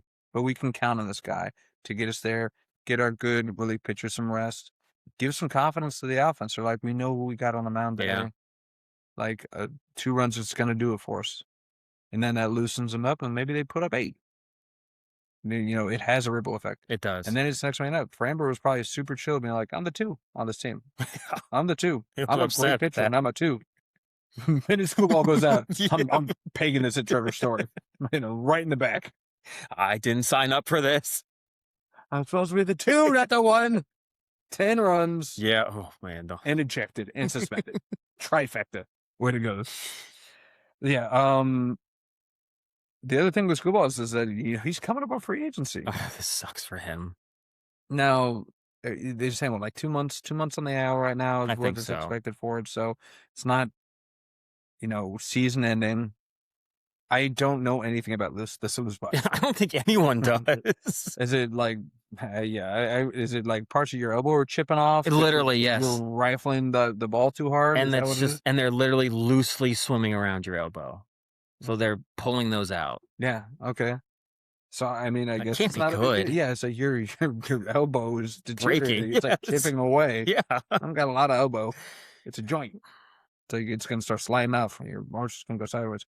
But yeah, I if he can come back, I don't think it'll affect this free agency because he's got such raw stuff. He does. I mean, it's just, everything's kind of going for him in that regard.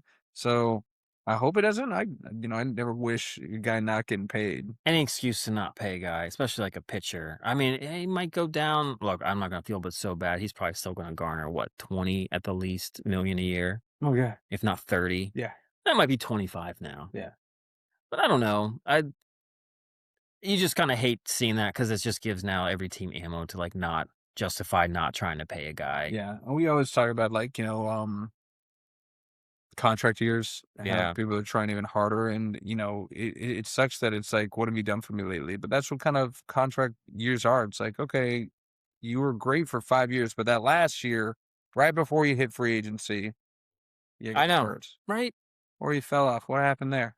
It's like, how about you look at the last 5 years? There's none of that. What you did. Yeah, you're right. It's none of that, which is what sucks. Because in sports, it's you want guys to play on the same team forever. You want the loyalty, but the team will just turn right around and just trade you away, send you away, and just not want to pay for you and just say, yeah, we'll give you like a league minimum, maybe.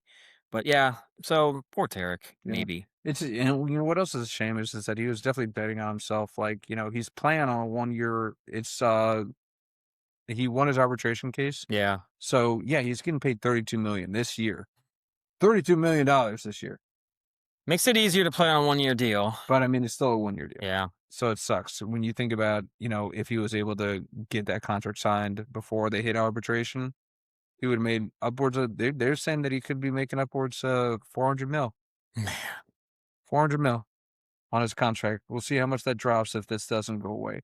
If he doesn't come back within 2 months, or if he comes back and he re-injures, that's going to be the problem. That's the fear. So if you are Scuball or his camp, you're like, if you, let's say 2 months down the road, you see where Detroit's at. They're 20 games behind the leader. Are you bringing it back? Or you're like, I'm shutting it down. But then does it give questions for, like, if he couldn't come back and play, then is there something more wrong with the elbow? Okay. Maybe. Yeah. The competitive edge, I don't... Look, if you're going to hold that against them, it's just, you're playing a negotiation at this point. Yeah. Like, but that is going to get used against them. But yeah, 20 games out. But yeah, what if they're 7 games back and could make a run? I mean, just like Cleveland did to them last year. Yeah. Well, it's not to say that Detroit couldn't do the same thing. And yeah, what if that becomes the big talk? It's like, it's been 2 months. Like, where is Tarek Skubal? And it's all this, well, they want to make sure he's 100%. You could see it going until by like the end of the year. And then it's like, well, we don't want to bring him back now because Tarek's such a competitor. He's going to want to go 8. And it could really get bad. And he seems like just like a good dude overall. And the business side is going to like ruin almost all of this. It's funny you say the business side because you know who his agent is? It's Boris, isn't it? Yes, it is. Okay, so he's not a great dude then if he hires Boris. So, yeah. So with that piece of information, I 100% think that, yes, he will shut it down if it's not an ideal position for him to be in. And he will probably still get that $400 million. Because that's what Boris does. Give free agency. You're not going back. Detroit might as well just say, oh, he's done in Detroit. It was nice knowing you. Yeah. Which also sucks because knowing that they're like, this is our last chance with Skubal. We brought in Framber. Yeah. We're in win now mode. Yes. We're doing it. We've got the young guns. We got Riley Green. We got Torkelson. McGonagall's playing well. What a name. What guys with names on that? I mean, yes, see, Detroit's just crushing on the name game. Framber, Torkelson. You got a guy named Kerry Carpenter. That's a girl's name. Swings like a girl, too. Ooh, shots fired. Swinging a mess. Well, anything else you noticed from last week? Just a pathetic AL. Yeah, it's really, there's kind of like with the NBA units, the West is always considered way greater than the East. The NL's just... Which is the AL was always the top dog. When we were growing up, absolutely. It was the AL. It was the Yankees, the Sox. Seattle with Ken Griffey Jr. and old Jay Buhner, Randy Johnson. One of my favorite teams of all time. Yeah. Those are some good guys on that team to watch. Tino Martinez and Edgar Martinez. They're the Martinez brothers. Yeah, that was a shame they didn't win one. Yeah. I want to see Griffey win one. I know. What you thought when he went to Cincy?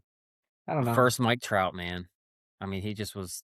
he couldn't get healthy. Couldn't, no. You know? Yeah. I mean, once he went to Cincy, I don't know. So that Cincinnati chili just did him in. I don't know. Maybe it was the something Frogman.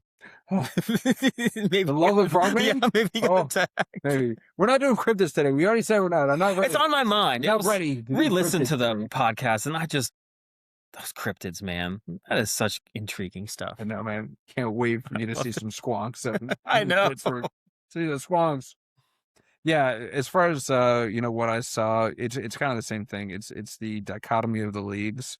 The NL is just looking leaps and bounds, and whoever comes out of that National League has to be felt as the favorite in the World Series, just from this small sample size we have here. Yankees, maybe. Garrett Cole comes back. Yeah, maybe you could make an argument for them. Tampa Bay, good old Tampa Bay. Yeah, they've got 24-12. They're like, what? They're 12 games above 500, but nobody's giving them any due. And they have made couple World Series runs, I think, in the past. BJ Upton. Oh, those Upton brothers, just so hot or so cold, man. So hot right now. Yeah, I know. But yeah, 757 guys. 757. That's right. Represent. Yup. But yeah, Tampa Bay. I mean, it's like you got a couple Tampa guys on your team. You got Aranda. I do. Just the one. McClanahan's looking good. How long is he going to stay healthy? That's what I'm wondering. It's like when are they just the pitching's not going to hold up with some of the hitting? Well, I mean, Aranda is a good hitter. Yeah. But other than that, they really don't have much for hitting. Yeah, Jimbo needs a little bit more out of Junior. A lot more out of Junior. He's a lot. I will say, I know, I just keep piling on. I noticed your team the other day. You had full lineup with everyone playing every game. Uh-huh. I noticed Luke Keyshaw and Tyler Soderstrom were your two bench guys. Oh, you're talking to Jimbo, right? Yeah, talking to Jimbo. Yeah. Yeah. I was like, I don't have those guys on my team. No, but I did notice those are the two guys that you put on your bench. Two guys that are so high on. So high on. Dragging them. I was high on Keyshaw. I thought he was going to do something. I don't know. Yeah, I know. It's weird. I'll look occasionally, and he seems to have like a good day. So I'm like, oh, what's his like rank at for the year? And Yeah. I was like, it seemed like he gets 2 hits every day, or like a walk, 2 hits in a walk. But the problem is that's no it, power. Like, no power. He's not stealing, but not so much. Stealing bases, so you got to get those. Which I will say though, a steal. It's kind of like in fantasy basketball too. Guy gets you like 3 steals in basketball, and a guy gets you a couple steals in baseball. Shoot up the rankings. Yeah, like way too high. Well, yeah, they put way too much value. I'm like, okay, so Mike Trout hasn't hit a home run in 7 days, but he got 2 steals, and he's still a top 10 fantasy player. I'm like, no, like steal to home run RBI runs, like yeah, because the home run ripples on 3 different categories, or 4: hit, run, RBI, dinger. But somehow getting that steal will just shoot you up. It's because they're 5-tool. I know. Have that 5-tool guy. Like Bobby Witt, you know? Bobby. Yeah, only other thing that I would say is that that jumped out at me from last week is Nets still doing it, baby. Hanging in there. They are. 17-20. Your boy Cavalli's pitching a little bit better lately. I know. Dude, they put up 15 runs today. Final score 15-2. That offense, I don't think was ever the problem so much. It's always been pitching. It's always the been last pitching. 3 years it's been pitching. Yeah. Yeah. I am. It's bittersweet, but I'm kind of happy that our castaway that we traded to the Rangers, the pitcher. Gore, Mackenzie Gore, yeah. That he's not having a great. He's not having a good season. I'm like, that's good. Kind of. Not really. Anyway, I still hope for the best one. I mean, he got traded to us, and then we traded him away. It's like, he didn't really have any control over what was going on. I know that he wasn't psyched to be with us, from what I understood. Really? Especially like the late last year. It's just like, what are we doing? And especially when we, when Rizzo was gone and he saw the direction we're going, he's like, I'm kind of in win now mode. I want to go somewhere where we're going to have a chance to compete. So I can respect that, but still, I'm glad you're not doing great. Yeah. But wish you were doing a little bit better, but not too much better. Yeah. But your Mets are still in the cellar, man. 13-22. They suck. I mean, again, we talked about the last one. Like, can we put a doomsday clock on their manager? When is he going to get fired? If they're still second to last or last by the end of this month, he has to be gone. Okay, let's put not wagers, but let's do predictions here. Who's going to get let go first? The Mets manager or your boy, the Giants? I was going to bring that up. They've got the worst run differential in the league. -42. I know. Yikes. I know they play in a tough division. I mean, they've got the Dodgers and the Padres, but it's just, come on, man. It's bad. Man, I feel like Buster Posey can't get rid of him this early, right? Like, you got to let the experience, you got to let the experiment go a little bit longer. Okay. And perhaps playing in that division gives them some saving grace. Once again, because the Mets, it's like we've got a roster to build now, and the Giants have a decent roster, but I don't think you were ever going to put them. I don't think anyone put them above the Dodgers or Padres to start the year. Nobody has anybody above the Dodgers. Well, yeah, that's true. But even the Padres, I don't think anyone had the Giants above them. So, but I don't know. I would have, the only reason I could see him getting fired is if, like, somehow, some way, because it just appears like Rafael Devers, like, just doesn't respect the guy and doesn't want to do anything on that club. Because talk about just being given whatever you want. The guy can't field. The guy can't run. So everyone's like, well, you can hit really well, so let's do whatever we can to make you a DH. Let me give you everything you want. Like, you don't want to be a team player either, Yep. so you've already got a bad attitude, but you can hit so well. So come here and let's sign you a big contract so you can just be a hitter. And he can't even do that now. And I can only imagine some college coach, after all the crap he pulled in Boston, trying to come up to him with the ego that he has and try to give him any kind of pointer or anything. Devers, I think, is just shut down. Yeah. He's going to collect his cash, send it home to all his family and friends and build his mansions in like the Dominican Republic and just wait it out and then just be gone. So, yeah, that's the way I could see maybe the Giants firing the manager is like literally he's just like lost the clubhouse completely. Yeah. But I'm going Mendoza. You're going Mendoza. You're going Carlos Mendoza. Yeah, I'm going to go with Vitello. Okay.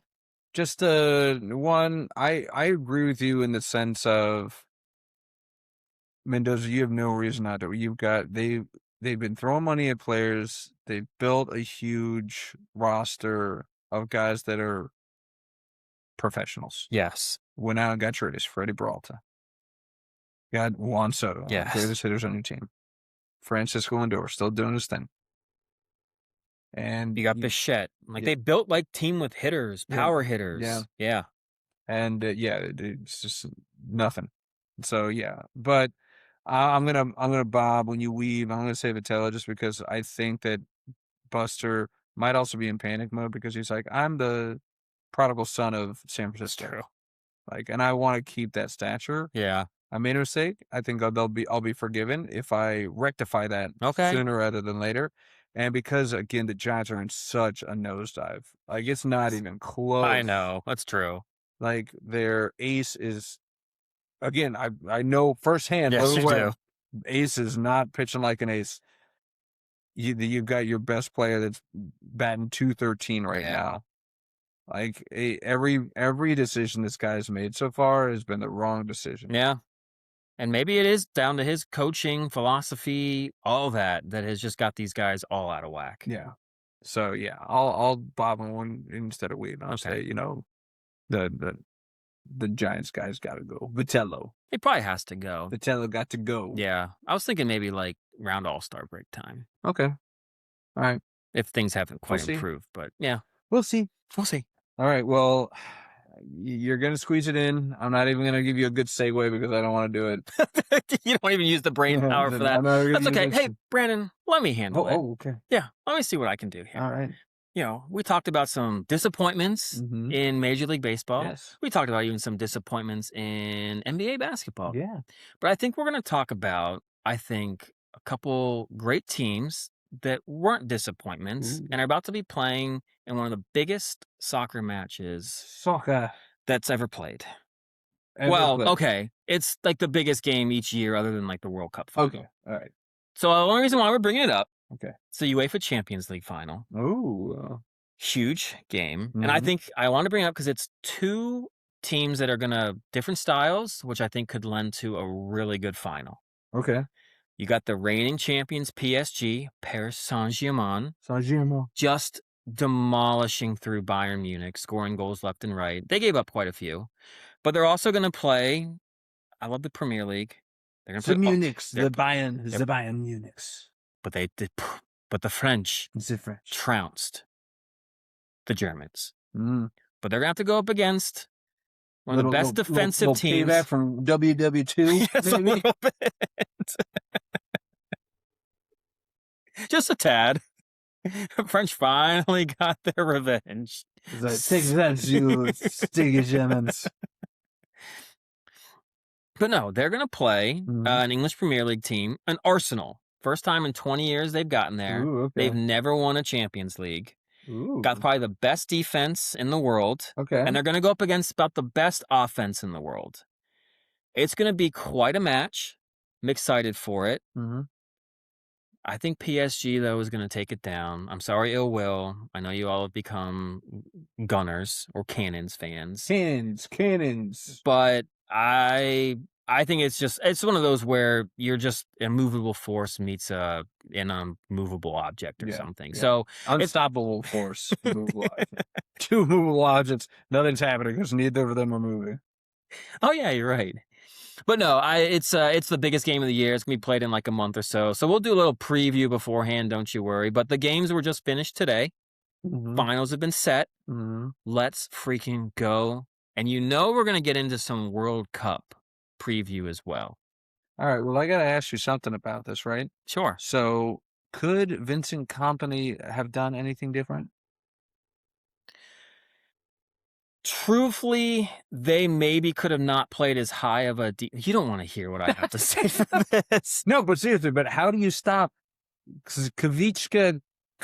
Yeah, dude. So that team is good. PSG is just good. I mean, they're literally a team that I told you that just kicks the ball out of bounds on their own when it's their kickoff because they would rather just play defense and force you into a turnover. So I think actually there's nothing Vincent could have done because you can't just play defense the whole game against them, which is what Arsenal might do. They actually tried to attack, and it was a thriller 5-4 PSG win the first leg. Which I think that's how you gotta do it, Arsenal. You gotta pick your spots, go forward. PSG's just a good team, man. They're almost unstoppable. Mm-hmm. But I don't know if Kompany could have really done anything differently. Maybe could have put in some subs at a different time. Maybe really picked up the pace a little bit in the second half to get a goal. But you don't want to be caught on the counter. And I bored everyone to sleep. You don't want to be caught on the counter. Not in the least. Let me tell you.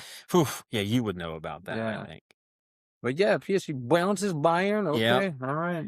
Yeah, it's going to be a good final. We talk all sports on here. We got to get this one in. Hey, yeah, absolutely. I'm not opposed to that. I just have very little to add on. I was disappointed, though. Atletico Madrid did have an American on the team. A lot of us American soccer players don't make it that far in the tournament. Yeah, so I was kind of disappointed that he wasn't going to be able to play in the final because he's actually one of their better players too. So he wasn't just like a bench warmer. Okay. He's actually like a legit starts every game for them. Okay. So it would have been great to see him actually play the whole game. When Chelsea won, Christian Pulisic got in like the 70th minute or something, almost scored, but he didn't play but so much. And that was the last American that played. But this guy, Johnny Cardoso, would have probably played the whole game. And that would have been big for America. Huge. Yeah. He put us on the map. A little bit. It helps. Well, I can't wait. I'm on the edge of my seat for this Champions League. You want to watch it together? Yeah. Okay. Yeah, just tell me. Oh, when is it? I think you're going to be in Tampa or something. I am probably. Since you're there every other week. They got theaters in Tampa. You'll watch it. We'll do a live episode watching the game. That will be our least watched episode. I guarantee it. Least watched. At least in the U.S. It'll be our biggest watched in our one viewer in France. I know. I love this. Yes. Talking about my PSG. Yes, exactly. Saint-Germain. But no, we're finally to what I've been chomping at the bit. Yeah, I know. Our favorite part of this. We teased it on the last podcast, guys. We're gonna go ahead and do it.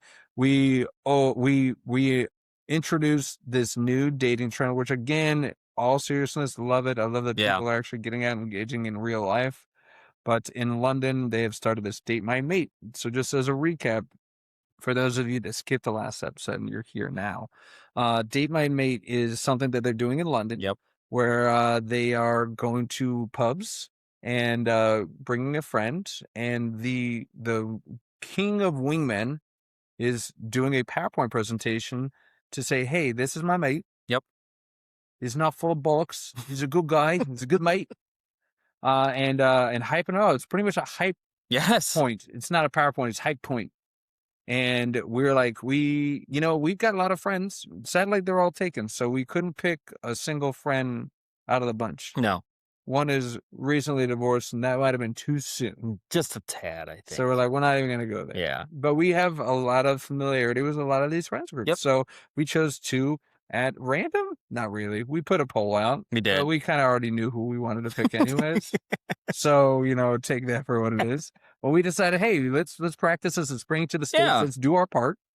So we've created PowerPoints for two of our friends. Yes, we have. Again, hypotheticals, because these are two people that are happily in relationships. So This is not to mean they are available. So don't ask us. Don't ping us. Hey, what's this guy's deal? because this is all hypothetical. Yes. But we wanted to get the word out there. So without further ado, we are going to share our Date My Mate. Yes, we are. PowerPoints for two of our friends. So would you like to lead us off? I think I would. Absolutely. All right. Well, please. I have had nothing but wonderful interactions with the gentleman that I'm going to present. All right. We've never had an argument about anything. Never. We're just simpatico. Yes. I just really want everyone to know how great this gentleman is and how he's just would be a great option for so many women out there. All right. In a hypothetical world. Yes, because this guy's been off the market for quite some time. Spoiler. Probably one of the longest? I'd say. Is it the longest? I think he is the longest. Okay. I've never known him not in a relationship. Yeah, I know, right? In the relationship. Yeah. First time I met him was at the Super Bowl party. I think it's the first time I met him, too. Ooh, so we're giving out hints. See if some of our listeners know who we're talking about. Because in a slick second here, you're going to see it. It's going to be up there. Let's see it. All right, let's see. Tech Savvy Senko can get his screen to show. You like my Hawaii shirt? Oh, that's just you. There we go. There we go. The Grizz. All right. So no, that is not a lifelike rendering of the Grizz, but because we were doing this without, I guess, consent, we didn't get their approvals to do this. So we thought the least that we could do is to be mindful of not blasting their appearances or their names. I had to remind you that don't use my real name. Do not use their real names. No. Do not use their real name. I think on the very first when I showed Brandon, here's the example I'm going to use. I had the full name, middle name, whole thing. Might as well put his date of birth and social security number on there. So we reeled it back. So we're going to use it by their familiar names. Yeah. So the Grizz, you chose the Grizz as your Date My Mate. Yeah. So please tell me a little bit about the Grizz. Well, the Grizz is someone who is looking for someone who can support a man through difficult times, like his 33rd straight worst beat of all time in fantasy football. Is there a guy that's had worse beats? No, never. I mean, this guy's got, he always, go ahead. He always picks the perfect lineup, and it's always some guy had a better week, and he's always paying attention. Yeah, I know. It's never really his fault, but that's okay. But you know what? You'll find someone out there that will console you year after year after year. Honey. I'm so sorry. He needs one of those. All right, what else? Well, he's also looking for someone who's okay with regularly talking about track repeats and when I used to run in college conversations. Can't talk about running. We have our little WhatsApp running group. And anytime we talk about any type of workout, routine, or workout, track repeat. And then, of course, Grizz has got to throw in there what he did last week in his repeats. Oh, yeah. By the way. When I ran in college, this is what we used to do. And I did it the other day, and look how fast I am. It's always track repeats. Always track. I don't even know what track repeats are. So the first thing is, ladies, you need to know what the hell a track repeat is. ASAP. He'll probably let you know within about 5 minutes. While also telling you what he did in college. Yeah. Okay. Just run cross country. Sounds good. All right. And then lastly, he is looking for someone who understands that in any other league, with his rules applied, he'd totally be elite. Totally. Exactly. I mean, that's the only reason why he doesn't have belt after belt. He doesn't have a Dwight run. I mean, because of the rules. The deck is stacked against the guy. Of course. Man. You think there's collusion between, Chris and Seabear and DW, between Jimbo and yourself. No, it's really all 11 of us against Grizz. Yeah. So the ladies with it's got to understand that he is kind of the victim in all this, but he needs that support. He does. So we'll kind of move on to some of like the pros and cons a little bit. I like the pros and cons. Okay. The pros, I mean, he's a very fast runner, even if it is with a little hitch or limp in the giddy up. A little giddy up. All right. Somehow, I still don't know how he makes it work, but it's quite a sight to see. You'll never lose him in a large group of people. Oh, there he is. It's the head that kind of keeps like bobbing around. Like the ego. Yes, master. Yes, I'm going to win this race. That's about spot on. You know what? He looks great dressed up as an Oompa Loompa. Yeah, don't ask us how we know, but yes, he makes a good Oompa Very Loompa. good. Committed. Yes. Very committed. Even if it's 95 degrees out, he will commit. It's like we never got offended by using orange face. Can't use black face, but orange face, A-okay. totally fine. Man, okay wearing some makeup, I guess. That could be a pro. There you go. Maybe Knows his way around a makeup kit. Yeah. You can also keep you warm in the winter. A decent amount of hair on that body. Yeah, insulated. Yeah. He's an insulated man. So, if you live somewhere cold, you'll stay warm all year round. Yeah. Power goes out or something, you're fine. Don't worry. Don't need a generator. Just snuggle right up Here's on your next to Chris. generator. Yeah, absolutely. I think he can speak Italian. I don't know. He lived there for how long? 4 or 5 years. Yeah, I'd hope he'd pick a little bit up. I'm not 100% sure, but I'm sure he knows enough to get by. There you go. That's a pro. I love that you put it as a question mark in his pros. Maybe he'd pick it up. Maybe we should have invented this.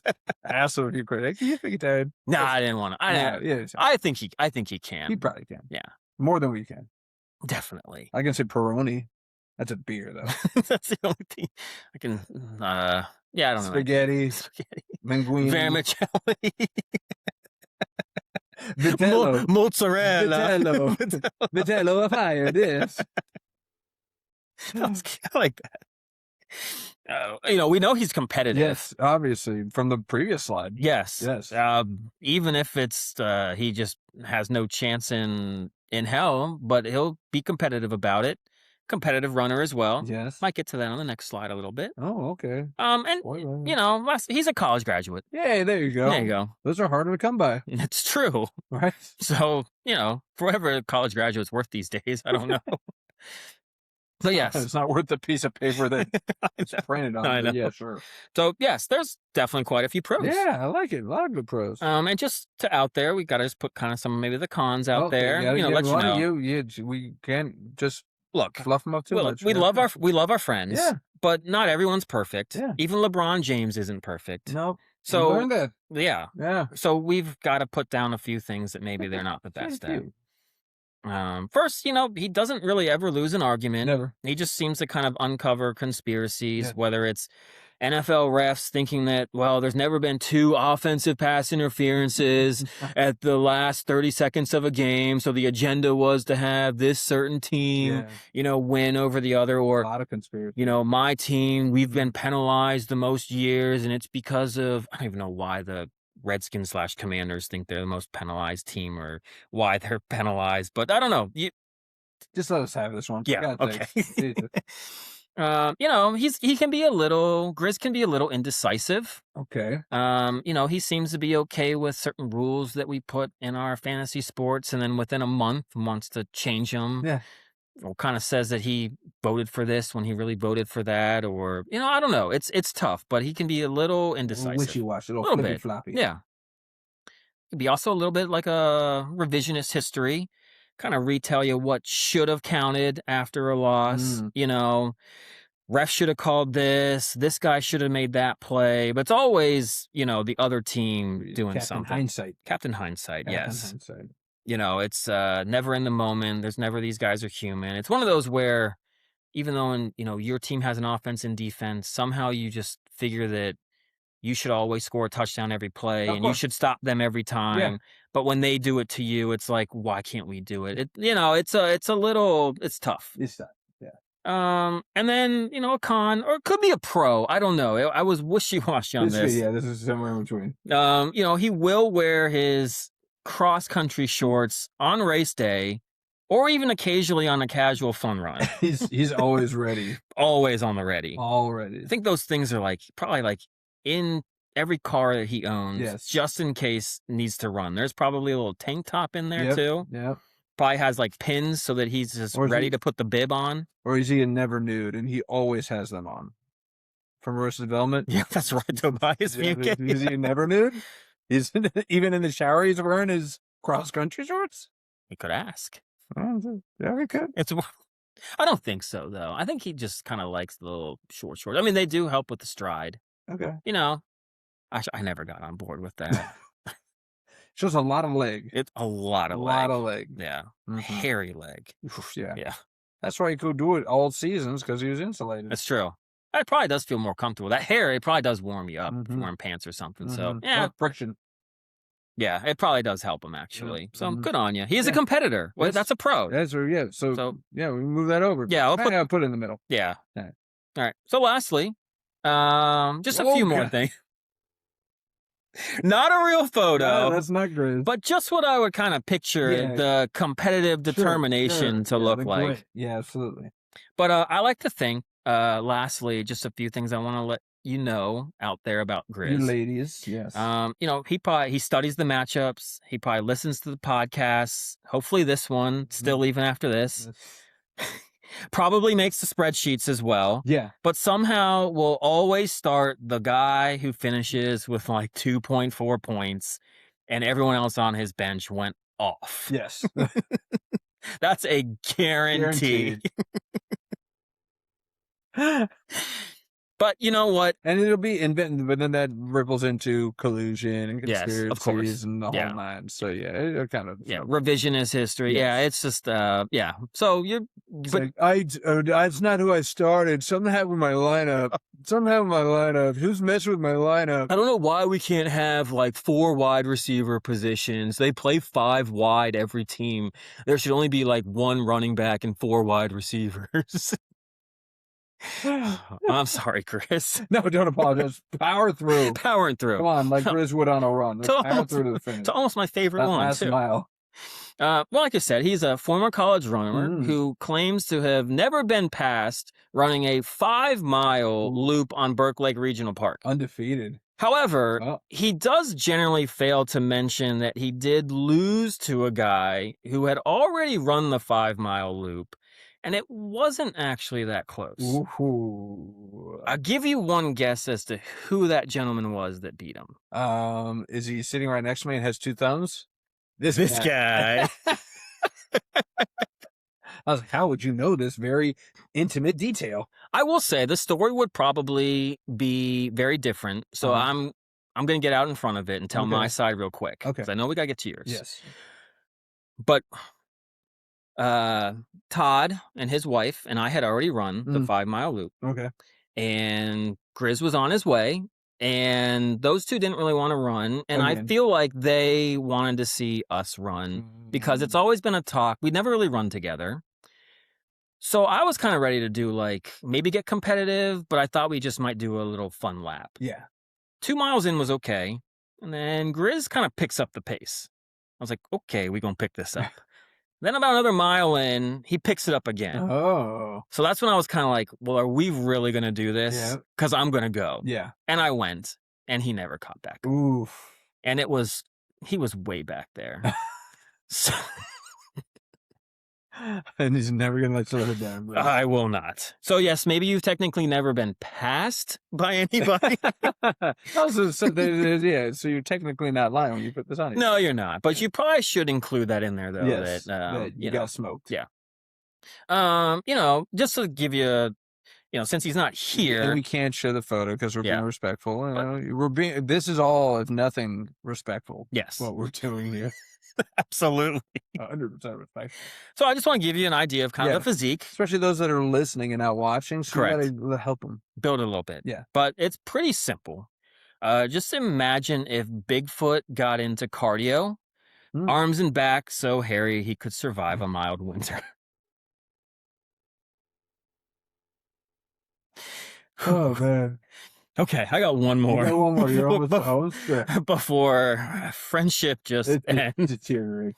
But he believes that every season that if he made the playoffs in our fantasy sports, that he would have won a championship. Absolutely. If he just made it. It's like every year you can rely on Thanksgiving, Dwight sending us that wonderful turkey picture. Yes. And then at the end of our fantasy football season, the WhatsApp message that says, if I were in the playoffs, I would have won the whole thing. I don't hear a lot of from Grizz when it comes to fantasy stuff until he's eliminated. Yes. And then he's like, this is crap. How did Beto get in and I didn't? I had a better record. I had more points for it, so I had this. Unbelievable. Well, good on you. I think that he'll get some dates off of that PowerPoint, man. I can only hope so. That was you mighty guy. I'm trying to do the best I can for my buddy here Athletic. in case it ever comes up that, Yeah. needs to find someone. Personal heater, if you will. Yes. Competitive. Yeah. Ladies want a competitive guy. Yeah. Want an alpha. So he's got everything. He's the total package. Yeah. I just wanted to let everyone know that that's how I really looked at and thought of Grizz. You did a good thing. Thank you. Yeah. Sadly for those ladies, he is taken. But, yeah. Just keep your chins up. There's another Grizz out there for you. I think so. All right. But on to the main event. Yes. Yes. So you got the lucky Grizz. We're going to keep it in that Bear family because we're moving on over to Seabear. Yep. Yes, Seabear, you are my pick. Congratulations. I've been wingman for Seabear for 10 years, right? And we know each other so well. We finish each other's sandwiches. Exactly. Yes, exactly. And and I was like, I have to do it. Luckily, he was voted on the poll, so it wasn't collusion. It wasn't, this is legit. So yes, I will be doing mine on Seabear. Papa Hunter, you can listen in because it's all complimentary. I promise you that, sir. And without further ado, let's go ahead and dive right into the Date My Mate. Oh boy. Seabear. Let's see, where are you?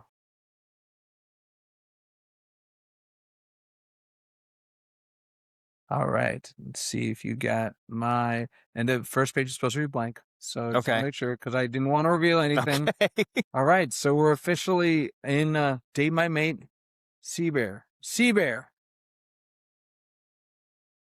The man, the myth, the Seabear. Nice. Yeah, all right. If anybody knows Seabear, especially a Seabear with shirtless, he's got two affinities in life. Sharks and lacrosse sticks, and especially sharks that eat lacrosse sticks. So for those of you who can see it, he's got a nice little artistry on his back. Feel free, if you see Seabear in the streets, ask him to take his shirt off. Yeah. He's more than happy to show it to you. And of course, it is made by your boy, Bigo. I had to host Bigo. Beautiful. A little shout out right there. But what do we know about Bigo? I mean, you like that origami? Yeah, like I got real pants with this thing. Oh man, you made me lose my stuff. Here you go. I just want to see the flag. Oh, man. All right. What about the man? Oh, no. What do we know about the man? Well, I wanted to have a athlete comp. Okay, there had to be an athlete comp. Okay. All right. So his athlete comp, Golden Tempo, the recent. Really? The recent Kentucky Derby win. Okay. Yes. Golden Tempo is my comp for Seabear. And I'll tell you why. You're like, Brandon, why is Golden Tempo a horse? Seabear's athletic comp. Well, I'll tell you why, Semco. One, he's a champion. Yeah. Seabear's our champion. He's got the belt. Congratulations, yes, Seabear. He does. You are a champion.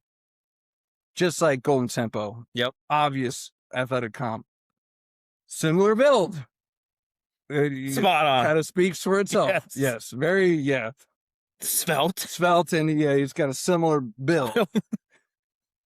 Packing the same muscle there as that Golden Tempo. So similar build. You can see the similarity. Yes. And then almost most importantly, much like Golden Tempo, he's at his best when he's trained by a woman.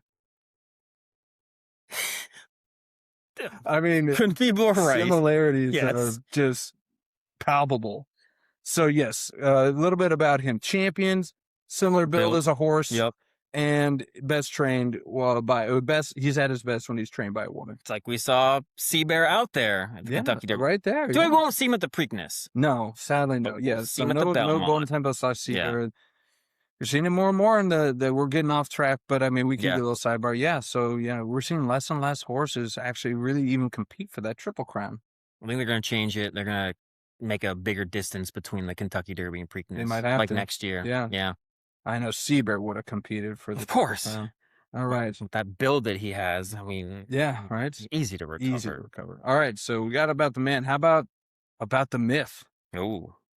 So this is how you learn. This is how you learn a little bit more about Seabear, okay? Because he's not this mythical creature, this this horseman that everybody thinks he is, okay? I thought that's what he was. There's a lot more to him, okay? Well, first, how about this? He's a lover of the arts. He annually attends the wrestling opera known as WrestleMania. That's true. He loves the arts. He's a man of arts. Yeah. Just so, this isn't a picture of him, but it's a rendering of a photo of him enjoying the arts with a fellow compatriot. Yes, it is. DW. Kind of makes you question the relationship between those two a little bit. Twins. Yeah. That's all right. Yeah. What else do we know about him?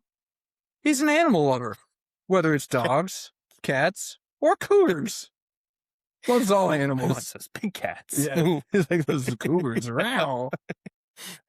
What else? I mean, what has he got? He got 2 dogs right now, 2 cats, and at least 1 cougar. Yeah, at least. Yeah.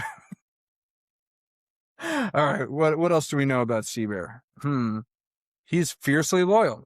You could be a national football team that hasn't won a Super Bowl in over 30 years, and he's still going to love you unconditionally. Yes. Whether it's blind, homer, optimistic, but you can't fault the guy for that. Can't quit him. Yeah. I don't care how much you've hurt me. This year's the year. Can't wait. You can't, I'm loyalty. It doesn't matter how much you hurt me. It's a great attitude. I'm still going to love you unconditionally. Yeah. So, see, I'm hyping this dude up. Yeah, you are. Lover of the hearts. Animal lover. Fiercely loyal. What else do we got? He's he's an LGBTQ ally. Okay. Yes, he's an ally. Wow. Yeah. Not only does he talk the talk, but he walks the walk. He does. I'll take your word for that one. Oh, you don't have to take my word. Like I said, that's just talk. Yeah. He walks it too. He walks it too. He walks. Look at him being progressive. I know, right? This is a great guy. I mean, geez, what a catch. Yeah. All right. Well, we're learning about the man, learning about the myth. How about the sea bear? All Okay. right. So you learn a little bit about him. So what is he looking for? What is he looking for in a mate? We're dating a mate. Yeah. Date my mate. Well, one, someone who has to be attracted to Vanilla Ice. Yes. Because the similarities are uncanny. You went as Vanilla Ice for Halloween at least 5 years straight. Why would you not? I had a little lightning bolt on the side and double take city. Right? What else? Oh, it's got to have someone who has a similar affinity to the ballad, Boats and Hoes.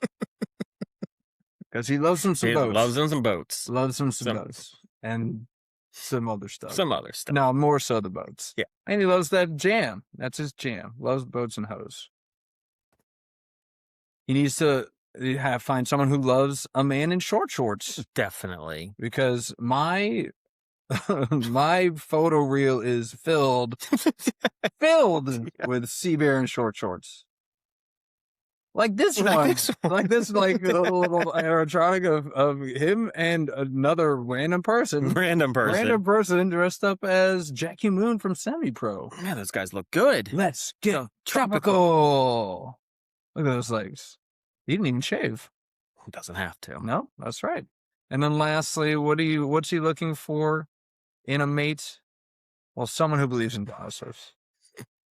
That might be that's the hard line. Gotta believe in dinosaurs, okay? Hard to believe that not anyone would.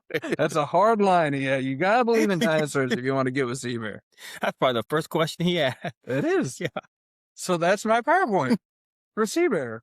I think I knocked it out of the park. You absolutely did. Absolutely did. I kind of want to.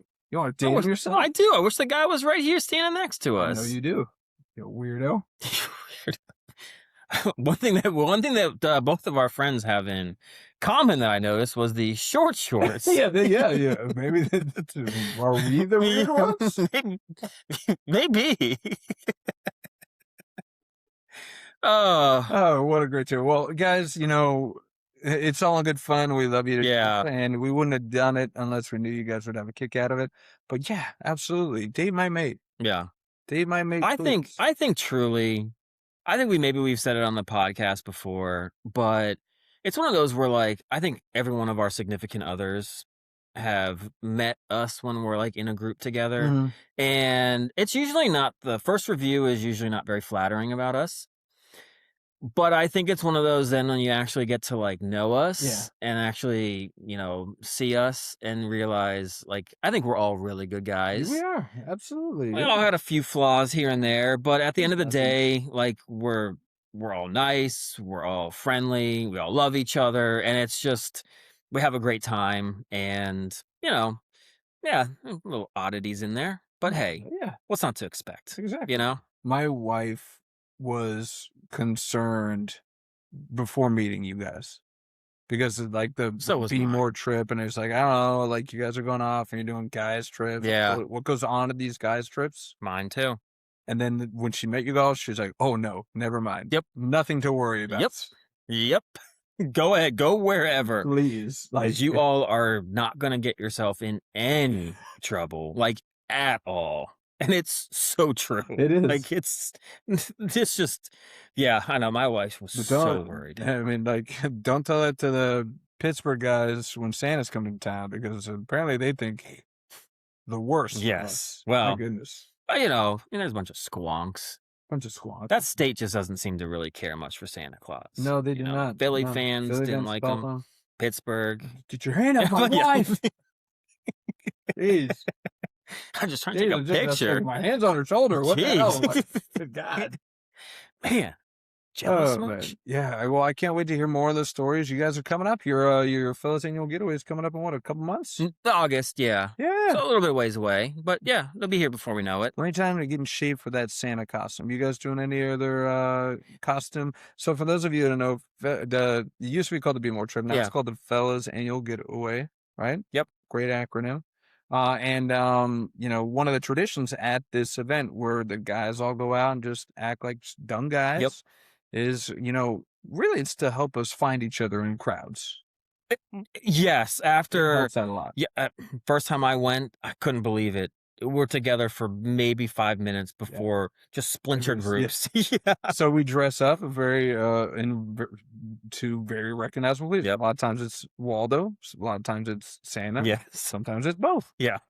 So you got any of that this time? You know what? We haven't discussed it, I don't think, yet. That'll come up probably soon, because I think we're still maybe finally awaiting who's going and who's not. But I don't know. That is something that maybe message DW about. Maybe we'll get to thinking about.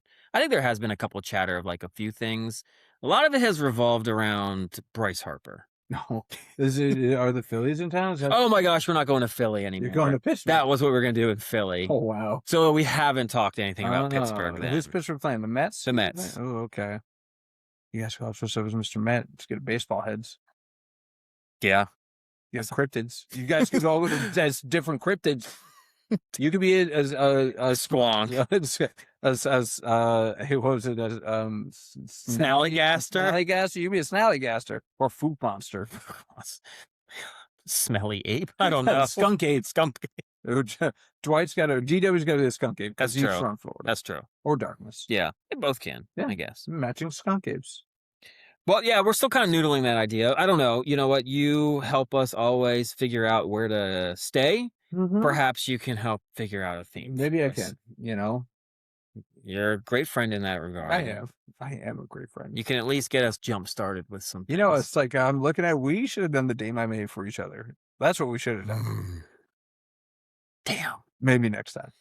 Maybe we'll make this an annual thing. Okay. That's not bad. Next year we'll do another Dame I Made. I like Give you that. a whole year to plan the PowerPoint of Bigo. I got it. Done. I needed 10 minutes. I've had so much time to think of a moment like this. You're like, I can't believe Bigo's letting me do this. It's just let it fly. This is what I've been waiting for. But finally, an audience. Well, we'll get back to it next week, guys. Thank you for listening. And as always, next week we'll be inching closer to the finals in both hockey and basketball. So we'll probably have another whole round to kind of discuss, see if anybody got swept, see if anybody surprised us. Anybody you're giving a Hail Mary to in either of those playoff predictions that would surprise somebody and get the upset. I don't know if there's a huge surprise. I mean, I am kind of rooting for the Timberwolves. Okay. I mean, they That are would be that's a what, a 5 over a 2? 4 or 5, yeah. So yeah, I do think I'm gonna go with that as a possible surprise. After that, I don't really know if they'd be superly considered like big upsets. I Okay. mean, anyone in the East.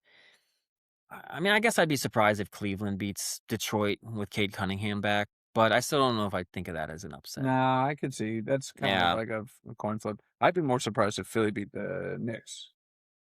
Well, if Embiid doesn't play, then that would hurt. But I mean, the Sixers came back from 3-1 against the Celtics. Yeah. Credit to the Sixers. It's been 8 years, and the Celtics have had their number for 8 years, and they finally got over the hump. Yeah. I root for that. All right. Well, you pick some upsets in the NBA. I'll pick some upsets. I mean, I think Anaheim. We talked about Vegas, but I think Anaheim. They are upstarts. They have no fear. They just beat a Connor McDavid Edmonton. So I think that I know they're down 1-0 in the series, but that's something that they have a lot of fire in them. I think they could surprise Vegas. Good pick. And Vegas had trouble with Utah, so I'll go Mighty Ducks. Quack, quack, quack, quack, quack, quack. We should watch that movie. It's a great movie. Have you played like any of those movies for like your kids? No, we're strictly on animation right now. Okay. We haven't gotten to like live, and I realized this because I was trying to explain to my son when he was, I think it was 4 or 5, the difference between cartoons and like live. He's like, what do you mean these things aren't real? And I was like, well, they're cartoons. He's like, what are cartoons? Okay. Like, it's like animation. What's animation? Okay. People drew these things on paper and they came to life. It's like, what? Like, trying to explain animation to a 5-year-old. Was he trying to then like draw things to hope that they come to life? I think it's just his wheels were turning. It's like when I draw something, it does not move. Yeah. Those are moving. These are not. Like, what are you talking about? He's not wrong. It's true. And I was like, I need to get one of those flip books. Oh, yeah. Those are cool. I remember those back in the day. Yeah, those were good times. Yeah. Back when we didn't need all the social media and the TVs and the screens. We still don't, except to try to build our following. Yes, we need that. So don't stop, you Gen Zers. Yeah. Keep absorbing that content everywhere you can. Keep doom scrolling and find us. Yeah, come on. Find a date my mate. And then, we got one less extracurricular to do here, so I think that's going to leave more room. We've gotten away from our wacky stories, so we've got a few in the pipeline. Some good ones. I'm excited to see. You got the robot that delayed a plane. You got this California man that did how many pull-ups in 24 hours? 12,412. I got some questions about the mentality of a guy. Like, you've got to be crazy to do this, right? Crazy, and you're probably like on Ritalin or not Ritalin, Adderall. Adderall. He's like, yeah. Yeah, and then we got a little shout out to one of your old work habits, Trader Joe's. Maybe we'll do the Trader Joe's. We should. Who knows? You can share us some of those Trader Joe's stories that you have. There's some decent ones in there. I bet you do. Yeah. Sea Bear. Oh yeah. Could you imagine both of us working together? I can't. It was the best time ever. Yeah, I bet it was. You guys didn't get anything done. It's the opposite. Oh, you had everything done? You and Sea Bear? Actually, yes. There was one day in particular. We worked about every single little department, picked up everyone's slack, and we got like nothing for it. Yeah. And so you learned a valuable lesson. Yes, we did. Do the bare minimum. We are not going to try that hard ever again. And I don't think either one of us probably have since then. And look where you are. You guys are like slowly rolling up the ramp to success right there. Yeah, absolutely. Yeah. It's been the curve, the slope has been pretty. It's called like a 10-degree slope. Hey, but it's still a slope. It's trending up. Yep. All right, but any final words before we kind of send them off? I just want to say again, I apologize for all the issues with our recordings. Oh, yeah. It's really starting to like upset me. I hate it. I wish we could go. I love being on TV. Or on the video. But the old way was really easy. This is a little more complicated. Please, I think we figured a lot of it out. So, thanks for hanging through. Yes, thank you very much. I want to say I think our last episode was one of our best. It was. I think this one's a really good one too. So I think the content is good. If sometimes the audio visual is a little bit behind, but I think we're going to get both well. It's great. We're trying. We're making it look real. We're not. This is how you guys know that we're not AI swap. It's true. Because we have so many mistakes. And AI swap couldn't come up with this. Master Cylinder. Come on. Master Cylinder. That's right.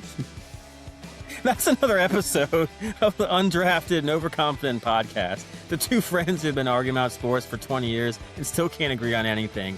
Drop a rating, give us a like, follow us on Instagram at Undrafted and Overconfident. You can even email us at undraftedoverconfident@gmail.com. And we'll be together next week with same takes, different nonsense. Yeah. Thanks, y'all. Peace.